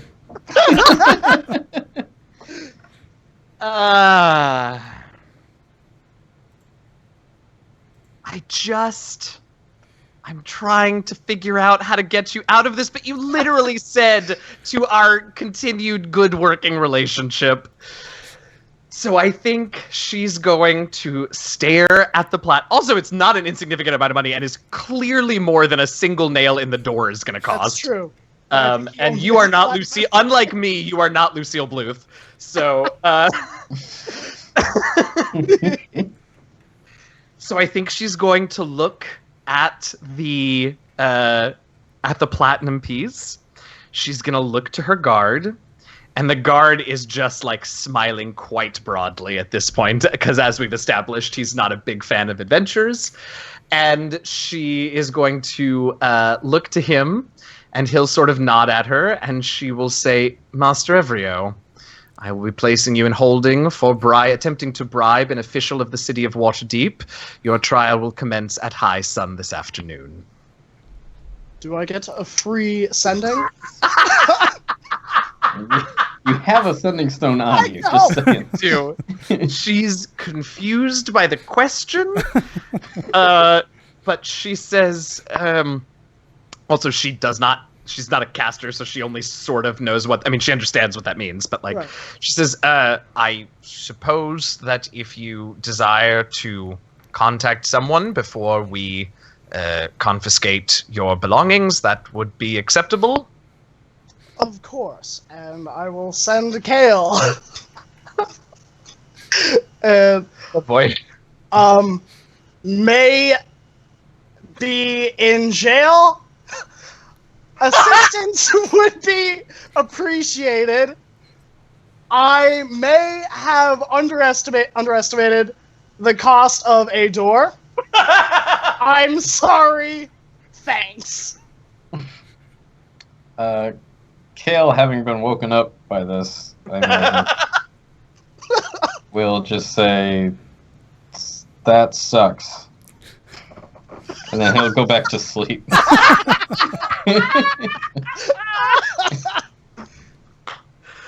Perfect response. Wait, I only had 200 in gold pieces. So you gave her a gold? Yeah. That will significantly... Yeah. That will significantly reduce your fine if you do indeed get charged. However, still worth a lot more than a small nail hole in the door. That's true. But it seems much less severe, and since you are subject to a fine of up to double the bribe amount should you be convicted, 2 gold is a lot less than 2 platinum. Yeah, that's, of course, on top of the exile of up to 20 years that could be imposed. Up to. That's right. There's no mandatory minimum. Oh boy. Okay.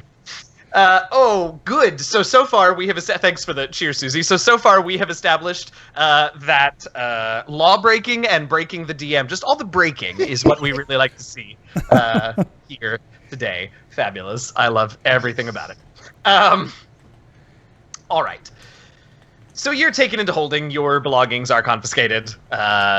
They put you... I feel like Waterdeep has cells for spellcasters. I'll sort of figure that out. But anyway.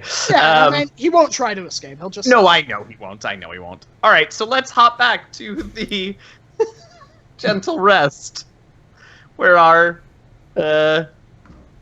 sleepy, generally not super hungover, but, tired, I imagine, and rest of our adventuring party is either waking up or not. I don't know. You all tell me. Did we ever get to the conclusion of where we're going next? Because we were gonna flip a coin or roll for it.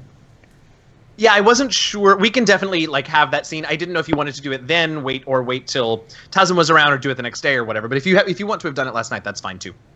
Yeah, we were totally in on it last night. Then yeah, let's do the thing. Yeah.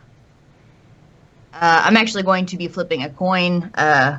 As the representative of Timora, I will go ahead and say that we are not going to do Spine of the World immediately first. That's the last thing that we're going to do. knowing its location, how difficult it is to get there, its scarcity, and all that stuff. So we're going to go between Spirit Soaring or Eltegard. Okay, so if the coin lands and just is standing up, does that mean Spine of the World? No, that means... If the coin lands standing up... That means Timora trusts me to make that decision. Aha. So I guess I'll roll a 1d3 for that, and 3 will be standing up. I feel like there's less than a 33% chance that would happen. Yeah, but we can't show me that macro. Roll a 1. Why don't you roll a 1d? I don't know. 9. Okay. And a 9 is it standing on its end. You got it. So let's get some 1 through 4 dice. Is Spirit Soaring. Great. Spirit Soaring. Okay. All right. So you did that last night, and made that choice, or had that choice made for you, I suppose. And now we're in the morning. Great. Kale got awakened by a sending, and then promptly went back to sleep. Mm-hmm. Tell me more, everyone. I imagine he has trouble getting back to sleep after that, but he finally does, but it's only for like an hour, and then he finally gets up. And I don't know, he honestly wouldn't give a shit really that much. He'd probably just go down and wait for everybody to naturally get there for breakfast or whatever. And then he would proceed from there. So if anybody else wants to do anything. I'll roll down for breakfast. And same. I reckon we ought to get out to Jareth, back to Falconmere. Just let her know that we'll be heading out to the Spirit Soaring Temple in the Snowflake Mountains. How much of a morning person is Lefcadio in general, just out of curiosity? He's as a cat, I reckon he likes to sleep a lot. Sure. So he's not really a morning person. Or great. So it's person. Not like, I only asked because you were the only one who didn't get drunk last night, so I was trying to judge how like annoyingly chipper you were this morning, but it sounds like you're pretty on par with them, so that's good. Carry on. I guess, mates, I really want to say I appreciate you not demanding the recompense for that book. I really wanted to give it back to the Emerald Enclave, but I didn't want to speak on your behalf. You did, after all, put your lives on the line for it, but I really appreciate the gesture. Yeah, I like Jareth a lot. I think that the faction that you may or may not work for is definitely doing good out there. Through a bite of with a mouthful of biscuit, Kale's just like, I can't believe you even asked for money.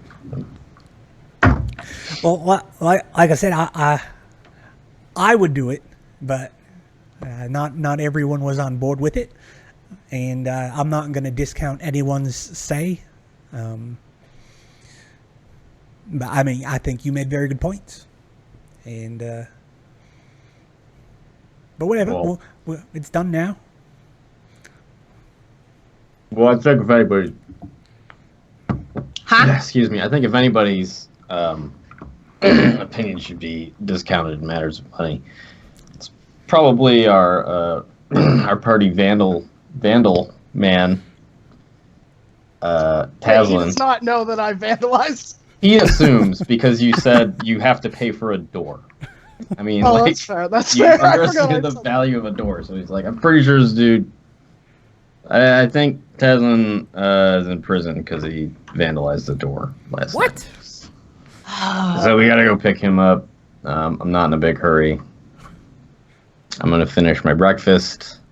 I'm gonna have some coffee, and then we'll go when we go. It was just that he had vandalized a door.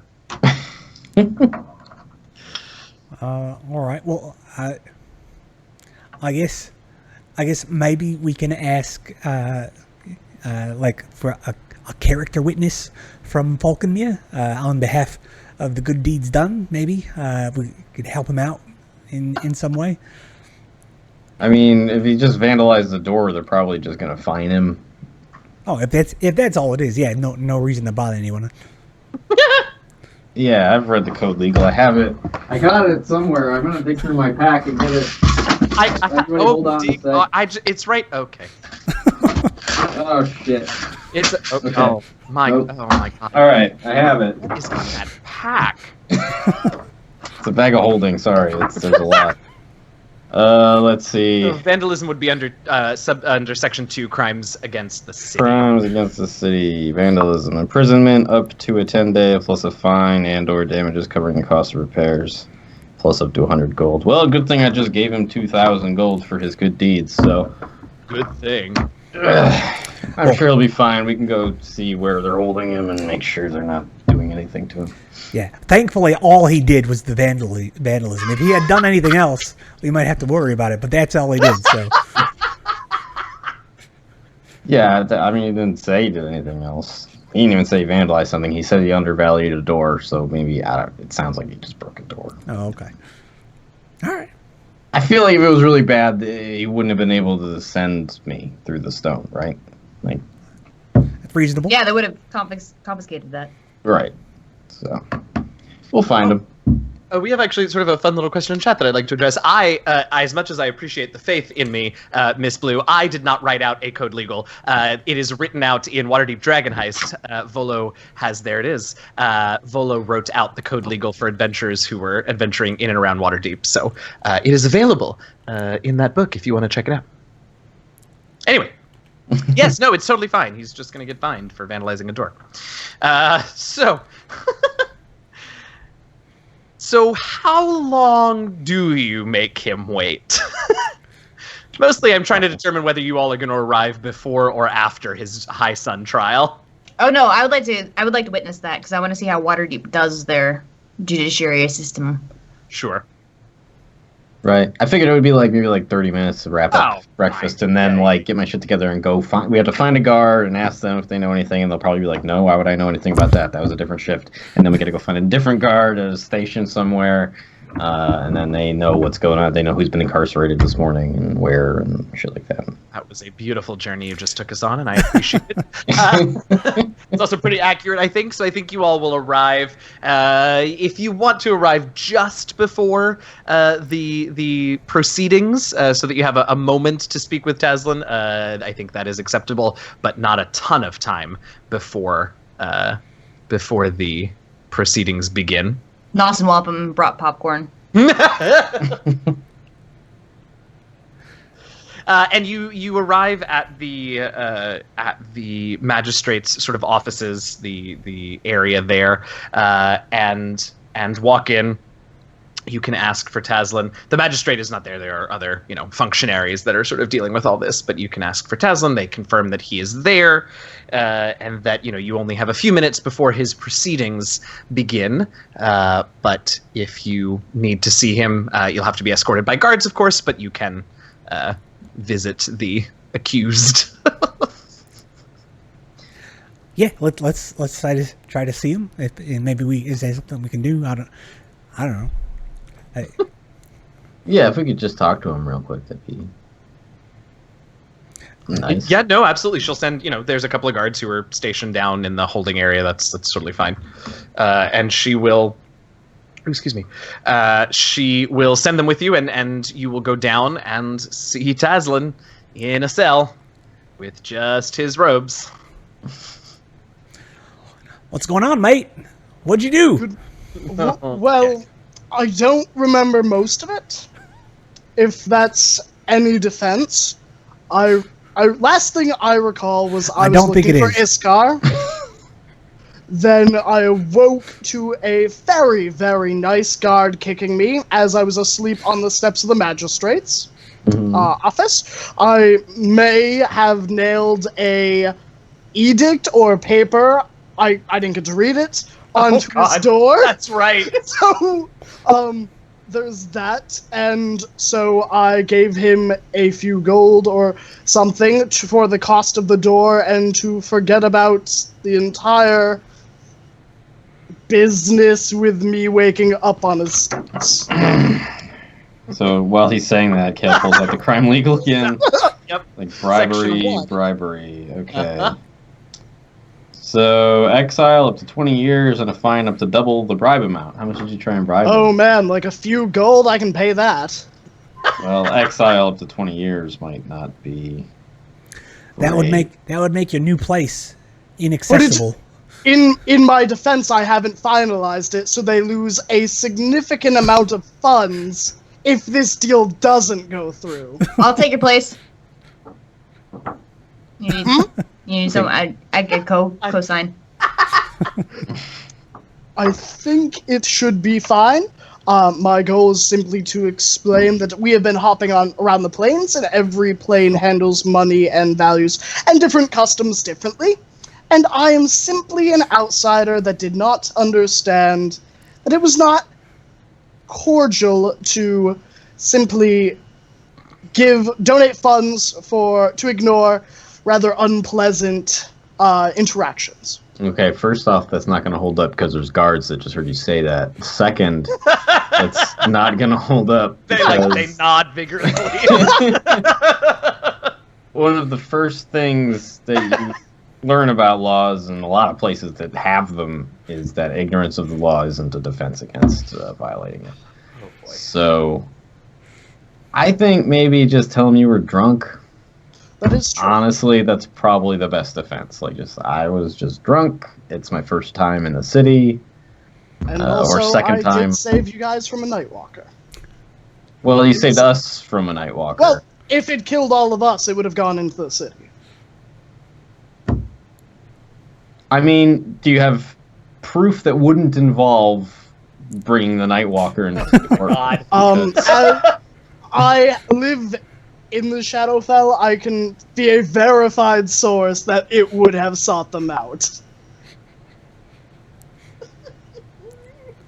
All right, you can try it, but don't That'll be my Summon ace it. in the hole. I'll just say I was drunk.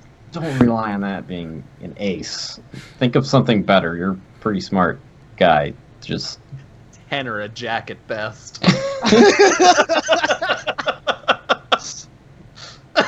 depending on the game you're playing, a jack might be the best card. You're not wrong. You're not wrong. Well, Tazlin, I wish you the best of luck. Bye. Call out. So, call us if what you happened need it. while I was gone? We have a few minutes. Fill me in. We went to bed. I don't know what time you left, but we went to bed and we woke up and now we're here. We're going to Spirit Story. That sounds delightful. I didn't really care where we went, so that sounds nice. All right, so I think at that moment, the guards sort of inform you all that it is, in fact, time for Master Evrio's proceedings. If you all will please follow them out. If you would like to be present in the trial chambers, you are welcome to observe. And so they lead you out and into, a water-diving courtroom for all intents and purposes.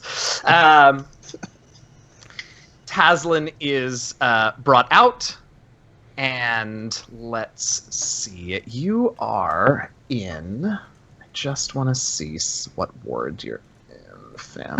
Everyone just saying Gerald as a character witness. Yeah. You don't know that would have the desired effect, but sure. Just change up the spells I've prepared for today. Yep. I kept the same that. spells because I figured Tazlin was too drunk to prepare them. Oh, good. All right. So, I'm just taking a quick look. It does not appear that there is any. All right. There is any precedent for something as serious as calling in a priest to cast Zone of Truth. That's for particularly contentious proceedings, but this is not that. So, you are brought into these chambers, Tazlin, and you are set sort of in the very center of the room. It's a little bit like the Wizengamot from Harry Potter, right? So everybody's around you, and sort of in the center. Although the chair does not chain you to it, it's not quite that intense. Again, this isn't like a murder charge or assaulting a city official or anything like that. So there's no need for all of that. But you are sat in a chair in the center of the area, and you are facing the magistrate, who actually appears to be judge and jury herself. It's not a jury trial or anything like that. And so you are there, and she sort of shuffles some papers and looks around and nods at you and says, Master Evrio, we bring you here today to dispense with these proceedings. Wherein you are accused of attempting to bribe a city official, and she sort of goes through in the amount of 1 gold for unspecific future favor. Now, as I was the magistrate in question, I have called in a magistrate from another district to conduct the trial, as that seems a bit of a conflict of interest. And so she stands and steps aside, and a male human magistrate nods at her and takes her seat and sort of looks through the papers and says, this seems fairly straightforward here. We will begin with your accounting of the events, Master Evrio. First of all, I presume that you...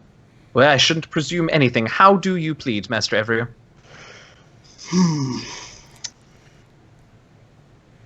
I plead guilty. That makes this very simple, Master Evrio. Thank you for that. In that case, we will dispense with the remainder of the proceedings, with the exception of if there is anything you would like to say before I decide on a course of action. Of course. I was still very drunk during this unfortunate event. Had I been in right mind, I would never have thought to have done that. And I apologize for this, regardless of what the outcome is. He sort of sighs, and he says,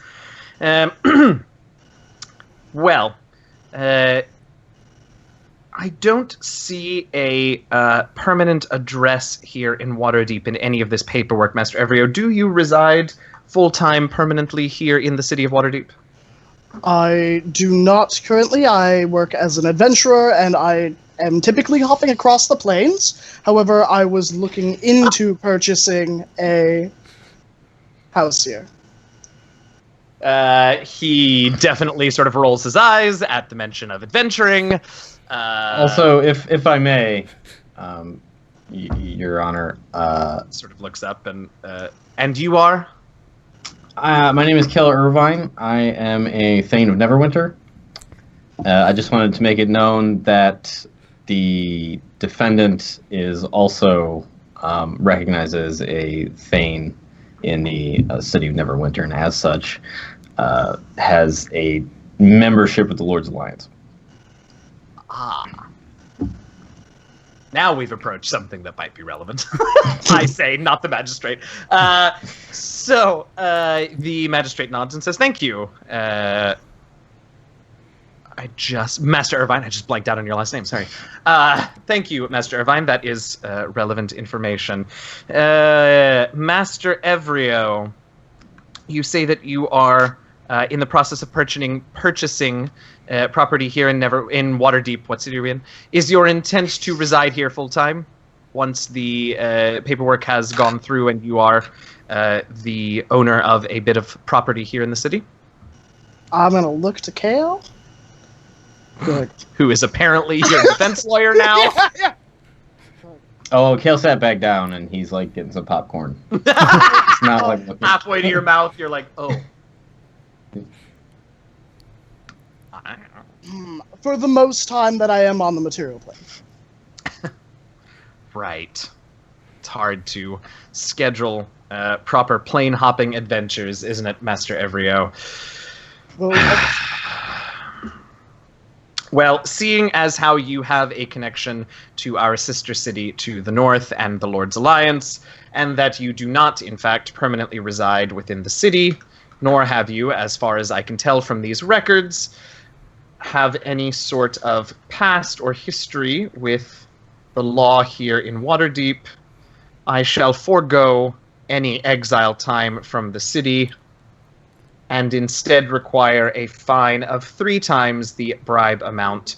You are hereby fined 3 gold pieces and free to go. I will give them the 3 gold and walk out. If only they knew. Pretty much. Oh, y'all. As you hand the 3 gold to sort of the bursar or whatever, the magistrate, the original magistrate, who's like, this is her area, she sort of comes up to you and says, of course, no hard feelings, Master Evrio, but the law applies to all equally in its way. And she reaches up to the desk behind her and grabs a piece of parchment and hands you a copy of the Code Legal and says, you would do well to memorize this before you spend too much more time in our city. Now that you have a record, as it were, magistrates may not be willing to be so lenient in the future. Of course. Pay particular attention to sections 1 and 2, if you would. Yes. I'll tuck in my robes.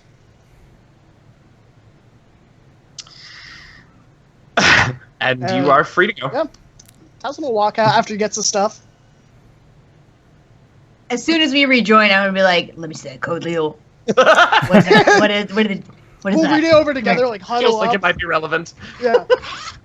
So Tasman will like unfurl it and like lean in, start skimming it. I'm assuming he got all of his belongings, or Oh yeah, they released all that to you, absolutely. okay, perfect. And yeah. Yeah. So when are we leaving for Spirit Soaring? How are we getting there? Via teleportation, preferably. Well, I guess let's chat up Jareth real quick. She might have some mode of transport for us. And what do you know about Spirit Soaring? I'm unfamiliar with this location. It's I assume Kale would just know. Oh, I'm sure. Yeah. Absolutely. There's a temple to Denir. It is a temple to Denir created by one of his chosen named Catterly Bonadus. It's just out there, man.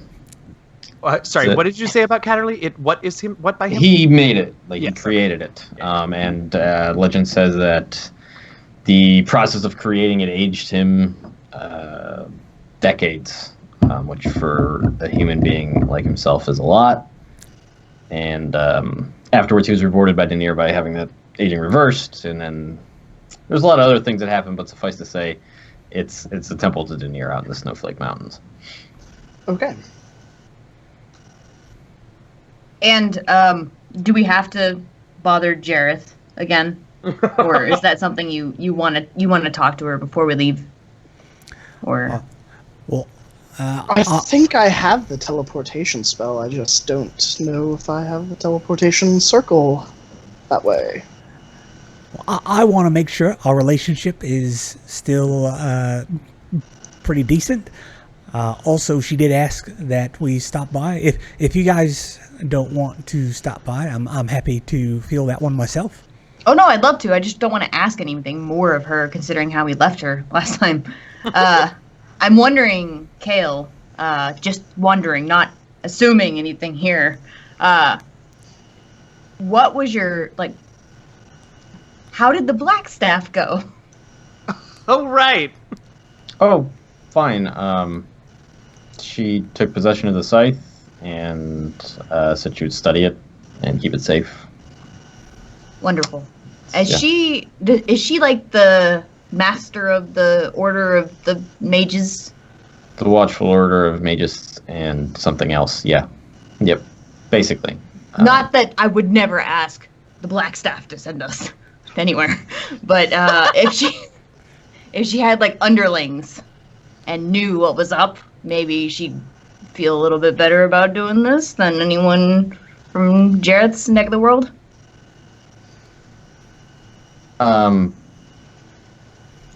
Seems like it'd be easier for them. We could ask, and it's on the way, I suppose, or I could use a spell slot to send again, like I do. Not today. Not on the same day that we're landing. Well, we would need to ask today if we're going today, right? So. Yeah, but you don't need to use your powers for that, right? We can just literally walk up to the place and be like, "Yo." I can jump pretty high. I don't know that all of us would be allowed in to Blackstaff Tower, even to the general vicinity of it. I might be allowed in, but the Blackstaff has. She's very busy. I don't know that she would be able to respond right away. We could. We're in an official government building, or we're outside of one right now. I'm sure there's a magistrate around that would know something about the whereabouts of a high-ranking member of the Watchful Order. Yes. That could maybe help us out. That's what sounds like a great plan. But first, Jareth, say bye-bye. All right. Are you all going down to Falconmere, or are you just going to let Lefkadio go on his own? Well, I mean, we're right outside that government building right now, so I might as well ask first before we go. Sure. You won't tell me. Ask if there's somebody near Falconmere that could that is part of the Watchful Order that could help us who isn't the Blackstaff because she's very busy. Yeah. So I don't think anyone in the magistrate's office could sort of. I mean, they might be able to tell you the name of the guildmaster of the Watchful Order, but anything more specific than that, they could tell you where to find the guild hall, which is in a place. Let's see if it actually has location. It's somewhere. I know. At any rate, I will look for where it might be, but they will direct you to the guild hall, and you can sort of ask there. And actually, they will also sort of point out to Master Evrio that he should register with them anyway, as he will be. Whether or not he spends much time there as a property owner in Waterdeep, he will be considered by the Watchful Order a resident, and thus will need to register with them. I will fill out the paper while they're finding out all that information. All right. Lead the way, my good sir. Proud of you, Taz. Yes, more paperwork. My favorite thing in the world. It's for a good cause. I thought wizards were really into paperwork.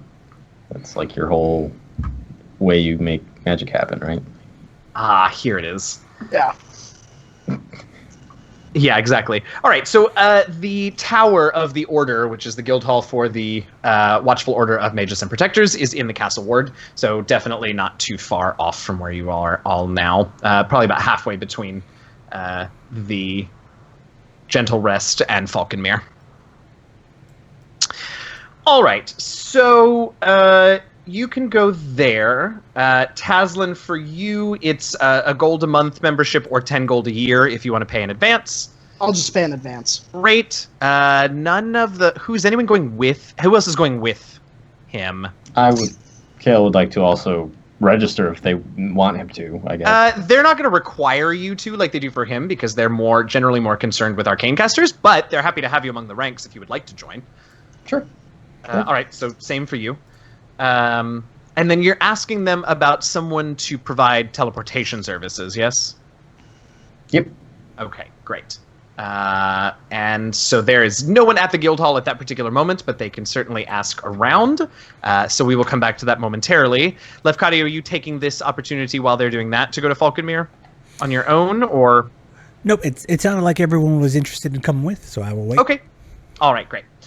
In that case, let's settle this teleportation thing. I think the best that so Spirit Soaring, as you would also probably know, Kale, had some trouble during the Spell Plague. It was actually thought to have been destroyed for a long time, though it seems to have reappeared since then. So there's some old like notes and information on a teleportation circle there, but you're welcome to have them try and cast it and send you there using that circle, but they're sort of a little not sure about it because nobody's used it in so long and they don't know if it survived the spell plague intact and blah blah blah blah blah. If you don't want to do that, the closest they could probably get you today, because the best they can do today is a teleportation circle. So the closest they could get you today, let's see, is probably Candlekeep. I'm trying to see if there's anywhere to the east that might have a well-known... about 6 1/2 does the other. So I would say either Candlekeep or somewhere in Cormyr are the two closest circles. If you wanted to wait till the following day, the Guildmaster will be back in residence, and he might be able to, obviously for an increased cost, might be able to teleport you without a circle, but you'd have to wait till tomorrow. What kind of increased cost? You're killing me. Just want to make sure I can afford it. Oh, I'm sure you'll be able to afford it. I don't know. I don't like the sound of wasting any more time than we need to. I say we take the risk. Try the one that we got. We can get teleported to Candlekeep, or in Candlekeep they might know how to get the spirit soaring. If there's anywhere that knows things. And if we are teleported there, will our mounts be teleported as well, or will we have to acquire new mounts? There are 6 of you. The teleport can handle up to 8. And I believe teleportation circle is the same. But let me double check that. There's 5 of us, right? There's 6 of us? My 5 God, plus no, 2 there's mounts. 5 of you. That's Okay. right. Well, 5 plus 2 mounts, so then the teleport Right. can handle that. No, you're totally right. And actually, teleportation circle remains open for a round, so in theory, you could all get through there either way. Okay. So the teleportation circle for you as members of the guild is going to run you... Well, the spell itself consumes about 50 gold worth of spell components, so there would be that, and then an additional 50 on top of that for the casting of a 5th level spell, so a total of 100 gold. For the teleportation, for the regular teleportation, it'll be closer. It'll be 150 gold for the casting. That's fine. Spellcasting ain't cheap. I guess I could. I wonder if I could just regular style pray, just sit down and have a little quiet time for a second and say a couple of prayers and just ask Denier if he could just show me the place so I could just plane ship there. Show me the beast. That sounds excellent, and I will cast water breathing on everyone while you do that. Do you know scrying? Do you know something I know like scrying, that? Yeah. I mean, I know scrying, I know commune, I know divination. Right. Let's see. Augury. I could divine intervention it, maybe. Oh, that's what it took. That feels like a lot. Although, if you just want to see the damn place, maybe. Let's see. You can hear a particular place. The target must make a... Yeah, so... I mean, it seems to me that if you are wanting to see the place, your best bet would probably be to try and scry it first, right? Probably, yeah. Feels like a reasonable... Totally within your wheelhouse. I understand that we're doing missions for gods, but let's not get too excited about what they're going to give you. Right. Yeah. So why don't we start with scrying? So you're going to make a wisdom saving throw, which let's see. Oh, choose a creature. No, I don't like that. Can't you choose a location? Yes. Sure you can, yeah. Instead of choosing a creature, you can choose a location you have seen before as the target of the spell.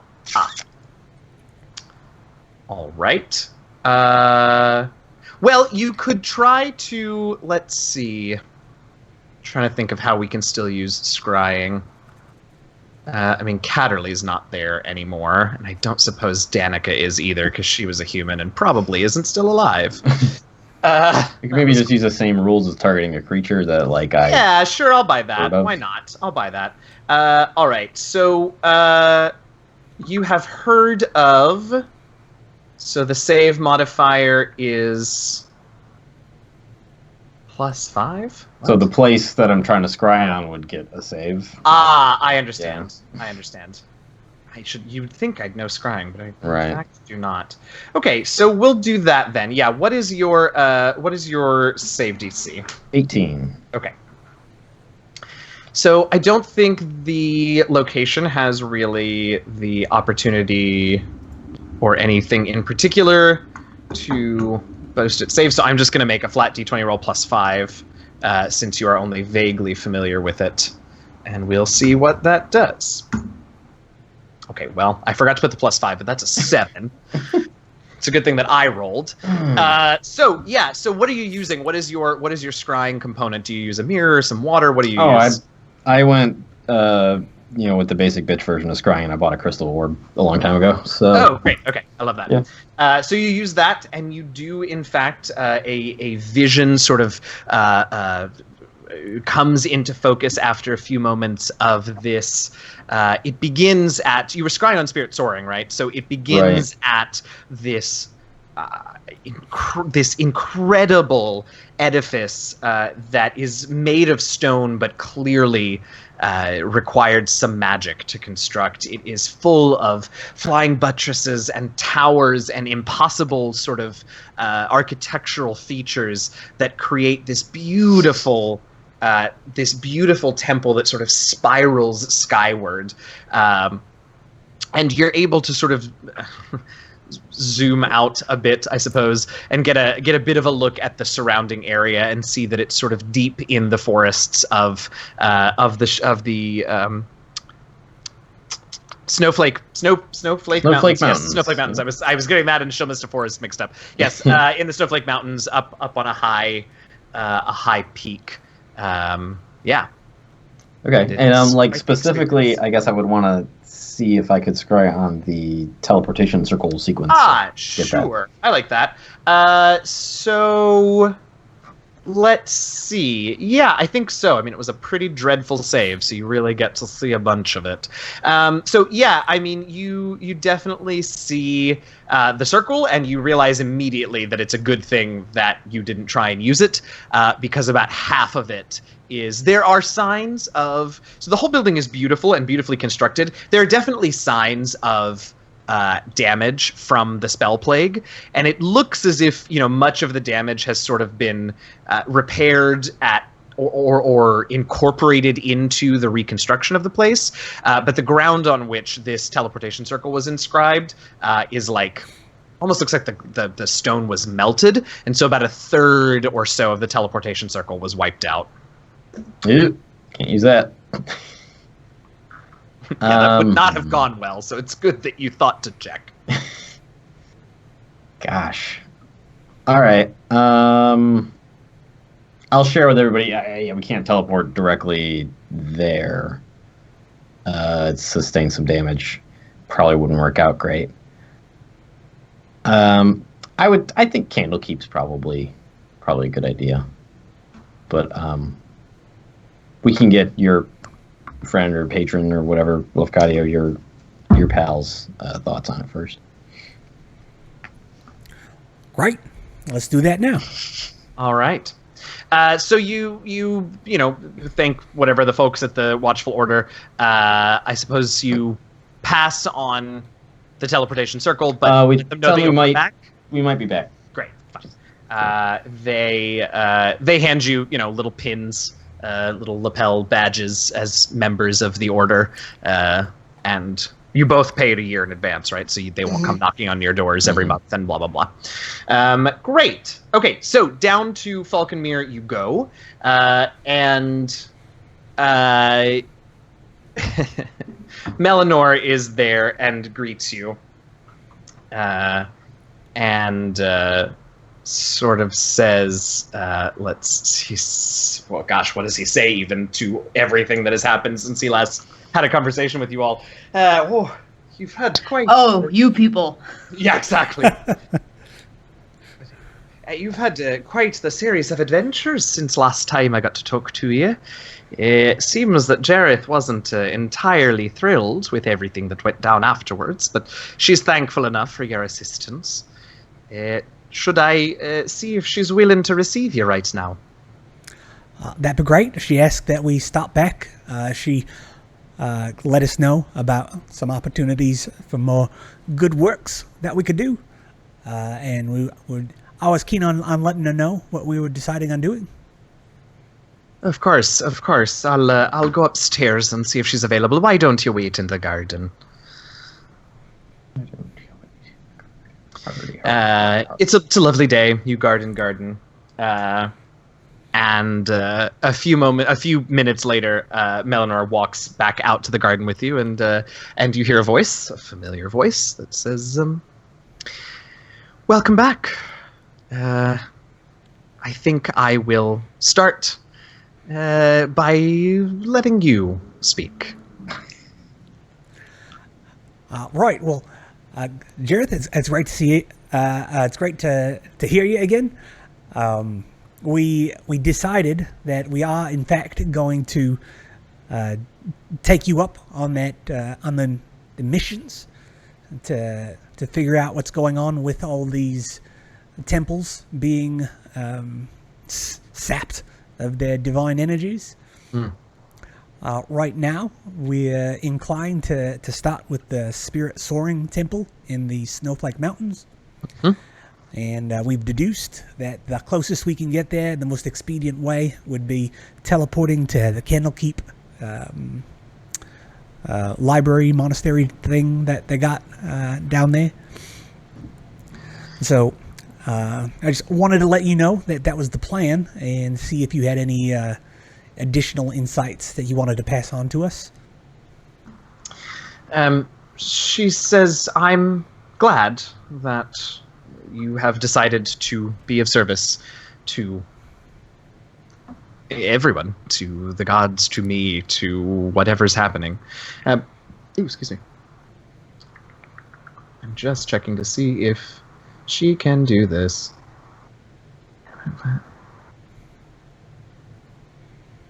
Okay, great. That's what I thought.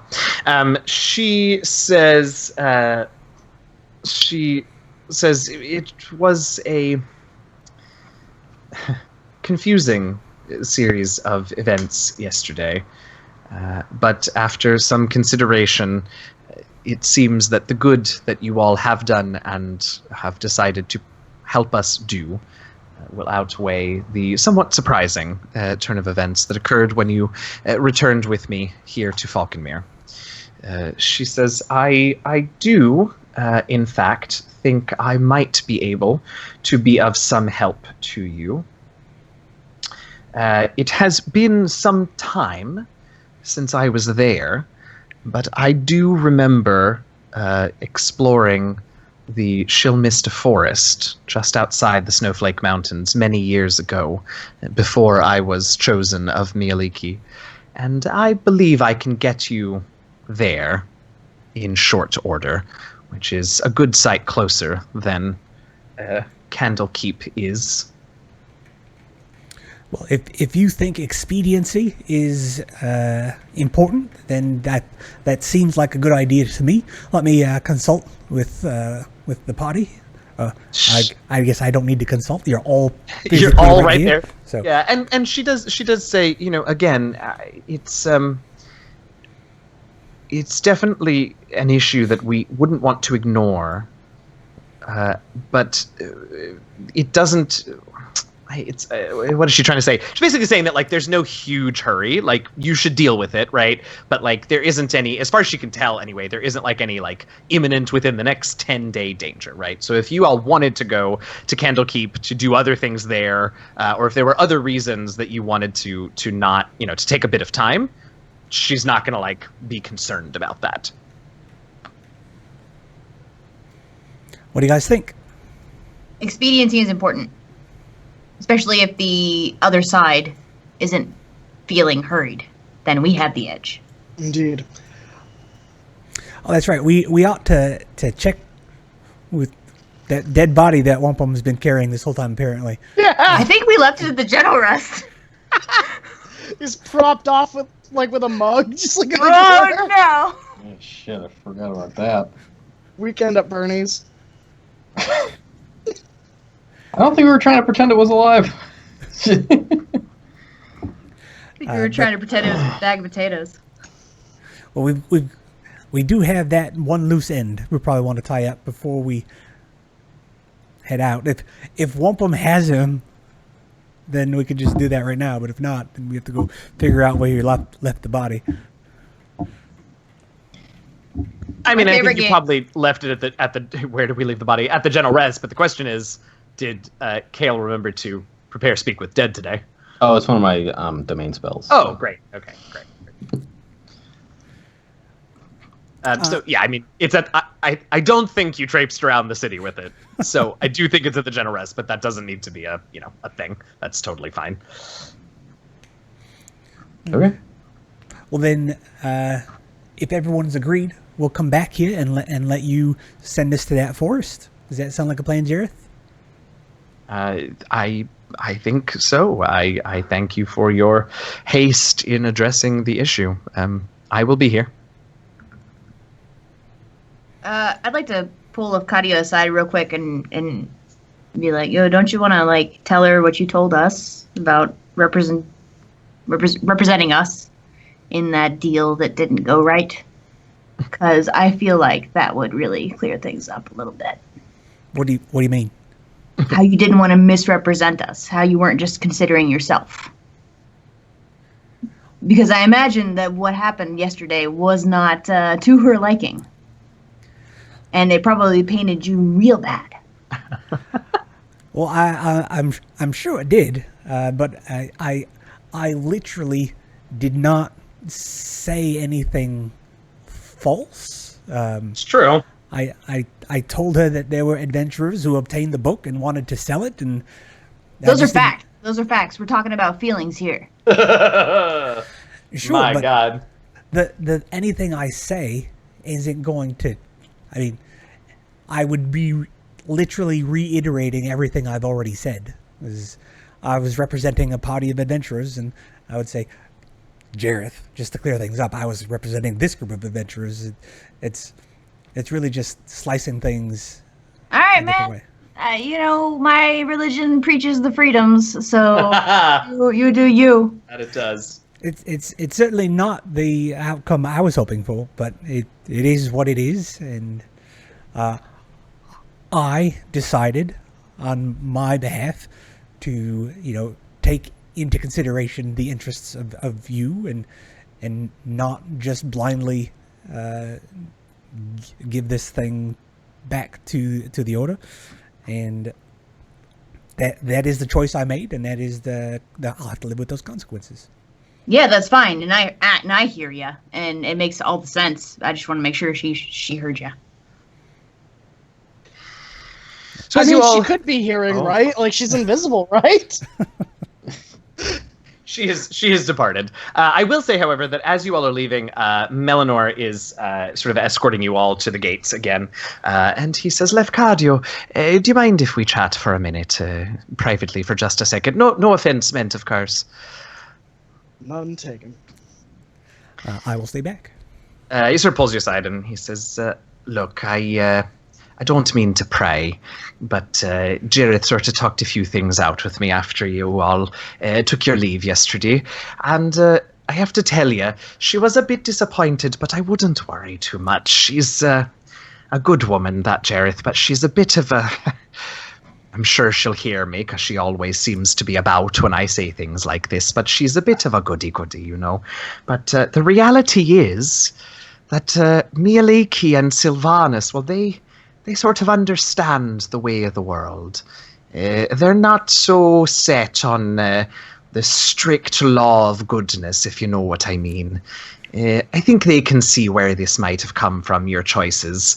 And I wouldn't be too concerned. Your Nobanian might have taken exception to what you did, but they're not going to be passing on any of that news to him. They're not going to be ratting you out. I don't want you to overthink anything. I think it's a good learning experience for you, but don't worry. Jareth and the others, they won't be ratting you out to the Great Firemane, or whatever his name is. I don't remember. I just looked at it and now I don't remember. That's right. It's The Lion Lord, the something. Lord Firemane. Oh, that's what it is. Yeah, that's got the it. one. The Lion King. Don't sue me, Disney. Um, No, I really appreciate that. I really do want Jareth to think the best of me, but at the same time, I what was done, and there's no undoing it. So she's a bit hard-headed, but she'll come around, and the good that you're going to do will help to persuade her. I do hope that she sees me in the best light possible in the future.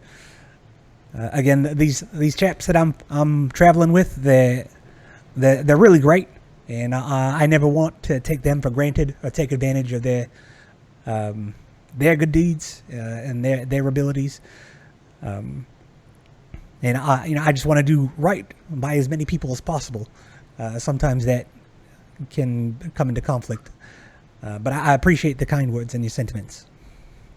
Well, you're a good fella, Lefcadio, and despite everything and the misunderstandings, I think you are Nobanion's man after all. So do be well, and we'll see you on the morrow or later, or whenever it is. I don't know. I wasn't really paying attention to the conversation, but I'm assuming you'll be back.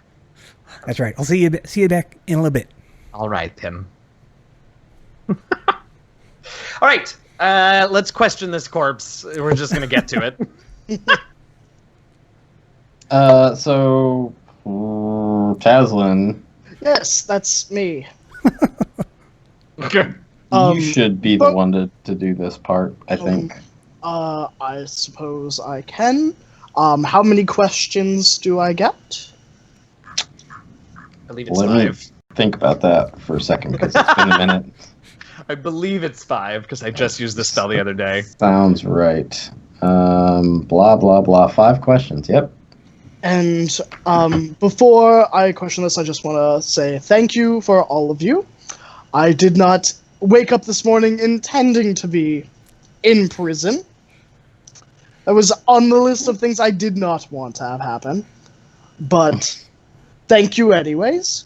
Are there any rules or any information any of you would like me to ask it before we use the spell?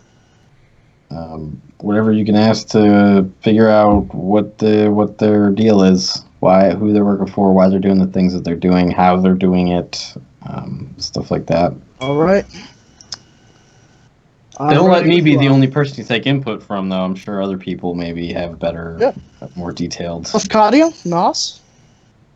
You guys are the brains. Oh. Yeah, he just covered it right there. Who do you work for? Where you from? Blah, blah, blah. Well, stop me if you think of something. Sure. All right. Okay, so the corpse is laid out. Kale gets down. He gets some incense out, and he jams the bottom of the incense just into the flesh of the corpse, right into the belly button. Yep. And then Firebolt lights it up and does the vocal and somatic parts, and it.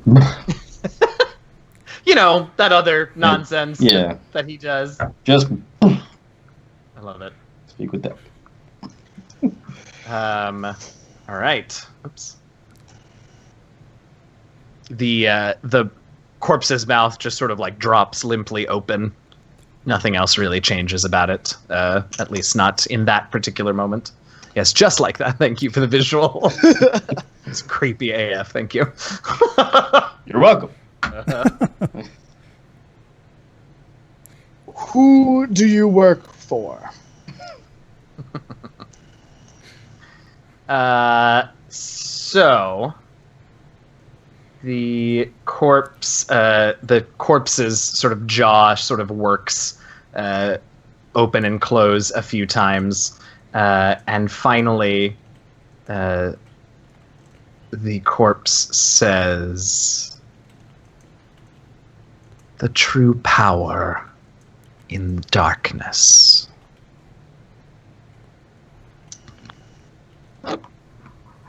What was your goal to achieve down in the temple? To please my mistress. 2. I'm gonna look to Kale for a brief second.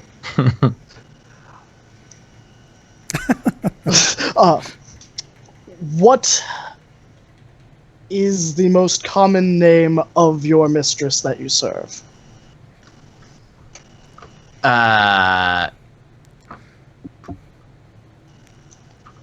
Who? To be very clear, they are under no compulsion to answer, and they do recognize you as the folks that killed them. So,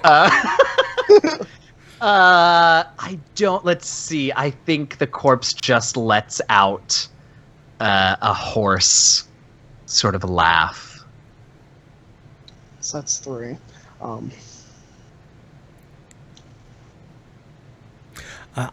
Before you continue with the questions, Of course. I'll offer this possibility. If we bring the fella back to life, I do have the ability to capture the creature's soul. Good and lord. Force it to answer questions. Good lord. I don't know if that's a route we want to take. I just want to let you know that that is an option that's on the table. How did you? Where Cash. did you? I What? like that, and you'll have to teach me one day. Yeah. No! Do not teach him that. I just hold on to it temporarily. It doesn't. I don't get to keep it. It's just, but I can compel it. It's to- slavery. Yeah, but just temporary slavery. And he's dead. So I do love that spell. What benefit do you have to serving the thing or entity you serve? What did you get out of it? Freedom from the yoke of the imposter queen. All right, one last question. Hey, yeah, like you're Shatterkai. What if you wanted to be yokeless? Who doesn't? Right. So, hey, buddy. I'm not familiar with the spell, but are they capable of understanding and being reasoned with, Kale? Oh, what? Sorry, I was writing the answer down. Are these spirits able to be negotiated with, or are they simply set in how they are when we question them? They're more or less set in how they are. They are at exactly the state that they were in, basically, right before they were killed. So they don't understand. You can't bring up the fact that they're dead. Right. They won't understand it. It doesn't Yeah. make any sense to them. Right. That's it. The end of my answer. Of course. How would I go about joining you in your organization? Oh. And to be forthright, Taslim is not persuading or bluffing this. Yeah. That's an interesting question.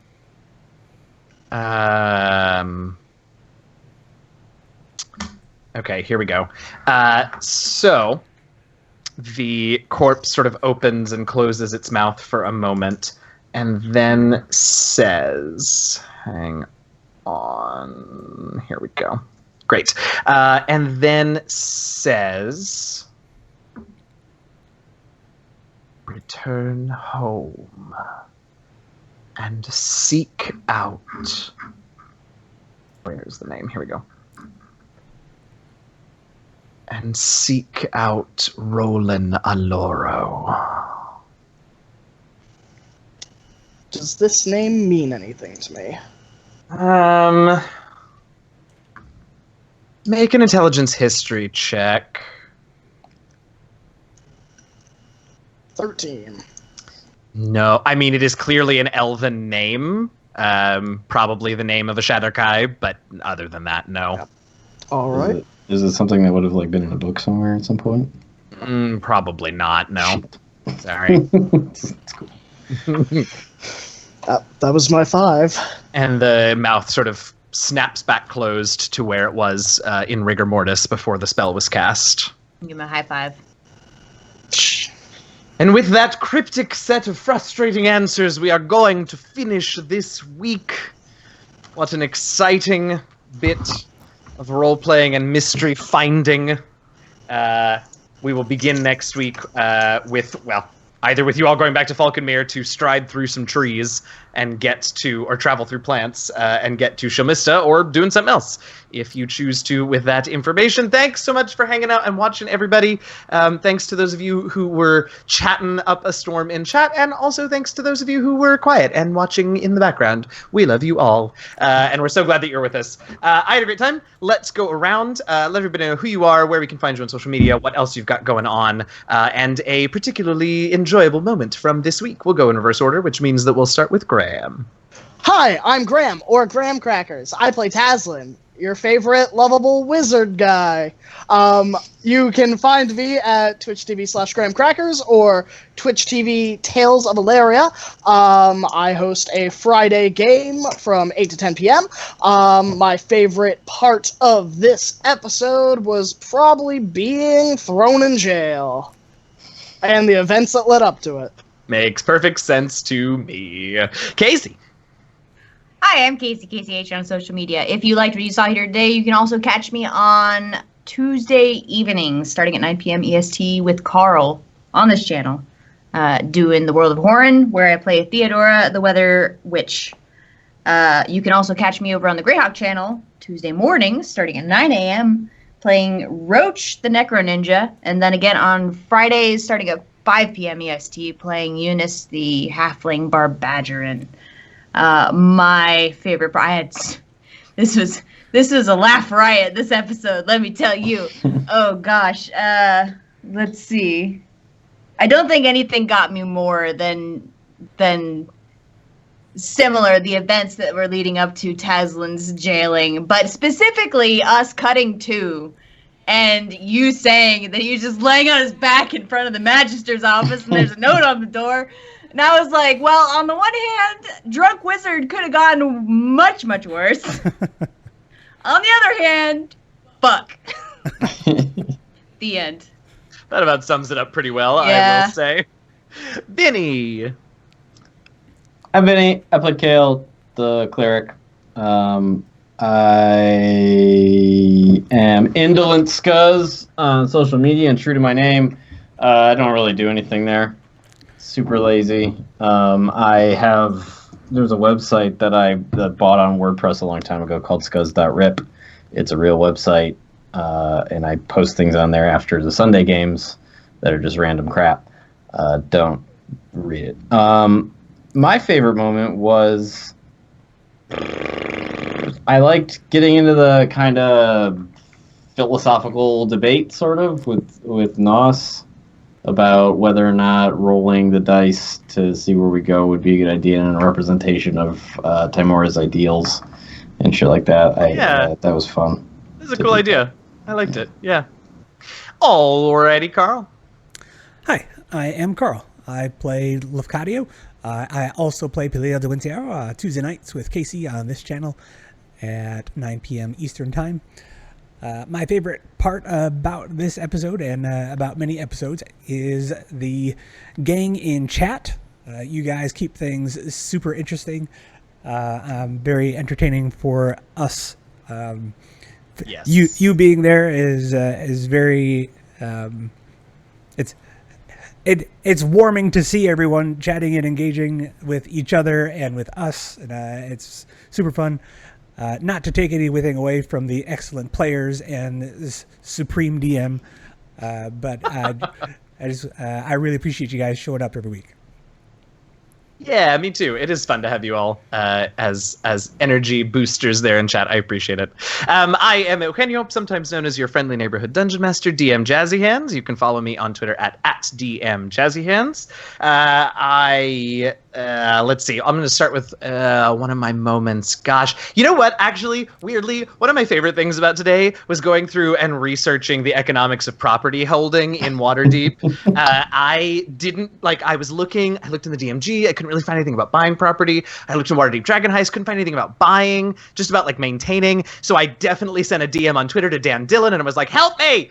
And so he sent me some stuff from like the Zobek Gazetteer from the Midgard setting and was like, it's sort of like this zone of the city if they're in, like the Castle Ward or the Trades Ward. So here's this. And I really enjoyed doing that research mid-stream. It wasn't stressful at all. I'm sorry. No, it's fine. It was great. I like that kind of stuff. You can also, let's see. So you can see me here every Sunday at this time doing this fun thing with these fun humans. You can find me on Mondays. At 1 o'clock p.m. Eastern, 10 a.m. Pacific, doing the Brenton Files Monsters and Myths, a horror-themed 5e show on the Greyhawk channel. You can find me on Monday nights at 8 p.m. Eastern, 5 p.m. Pacific on Variant Roles, playing in a game set in Ravnica. I play Zan, the half-drow warlock hexblade that everyone loves. Then on Fridays, you can find me on Basilica of the Cudgel on Encounter Roleplay, playing, what's his name? Kaladin, the priest of Rao, god of peace. Though I will not be there. You should definitely go watch that show, but I will not be there this Friday as I will be traveling for some family time, which is lovely. Also, super exciting news. I am the DM of the actual play podcast, The Last Refuge. You should follow us on Twitter as well at DND Last Refuge. In just under 3 days, just under 72 hours from now, we are having our 2-year anniversary live stream over on twitch.tv/variant roles. I'm super excited about it. We're going to be wrapping up a big, exciting storyline. Though if you haven't completely caught up with the podcast, that will be okay. It will be fun to watch. Anyway, you should come hang out. So I'm super excited about that. I'm super proud of having done 2 years of weekly episodes and not missed a week yet. That said, we're going on hiatus for a couple of weeks in August, but that's beside the point. Super excited about that. So come check us out. Come watch. Also, if you have started listening to the podcast and are interested, there are 2 days left in our special offer on our Patreon, patreon.com/DND Last Refuge. If you sign up before midnight on Wednesday morning, you get some special perks, including extra entries into our giveaway, a postcard signed by the cast, and some exclusive audio of me reading some narrative stuff that no one's ever heard before. So if that's a thing that you would be interested in supporting or being a part of, you have until Wednesday morning to check that out as well. I'm really excited about it. I also wanted to mention, and I hope you all don't mind me saying this, but in just under a month's time, several of us, and I won't say who, I will leave that to those individuals to say who if they would like to, but several of us are going to be at Gen Con. So if you're going to be at Gen Con, you should let us know, because we'd love to say hi. Well, I would love to say hi. I don't know. They can tell you if they'd love to say hi, but I would. So send me a message on Twitter. Send any of us messages on Twitter. Send the show a message on Twitter because several of us will be at Gen Con August 1st through 4th, and we'd love to say hi in person. I think that covers everything. I know there's a lot of varied things, but I wanted to get all that out. I will remind about Gen Con throughout the month. So, yeah, cool. Thanks for hanging out, everybody. If you didn't go up and click the favorite button or the follow button, go do that. If you're watching on YouTube later, hop on over to twitch.tv/CrituitousRP and hit the follow button so that you know when we go live. Otherwise, we will see you here next week, international internet willing, because I will be out of the country, but we're still going to play next week, same time, same place for the next installment of the Half-Right Heroes here on Crituitous RP. Thanks, everybody. Have a wonderful week, and happy gaming, y'all. Later.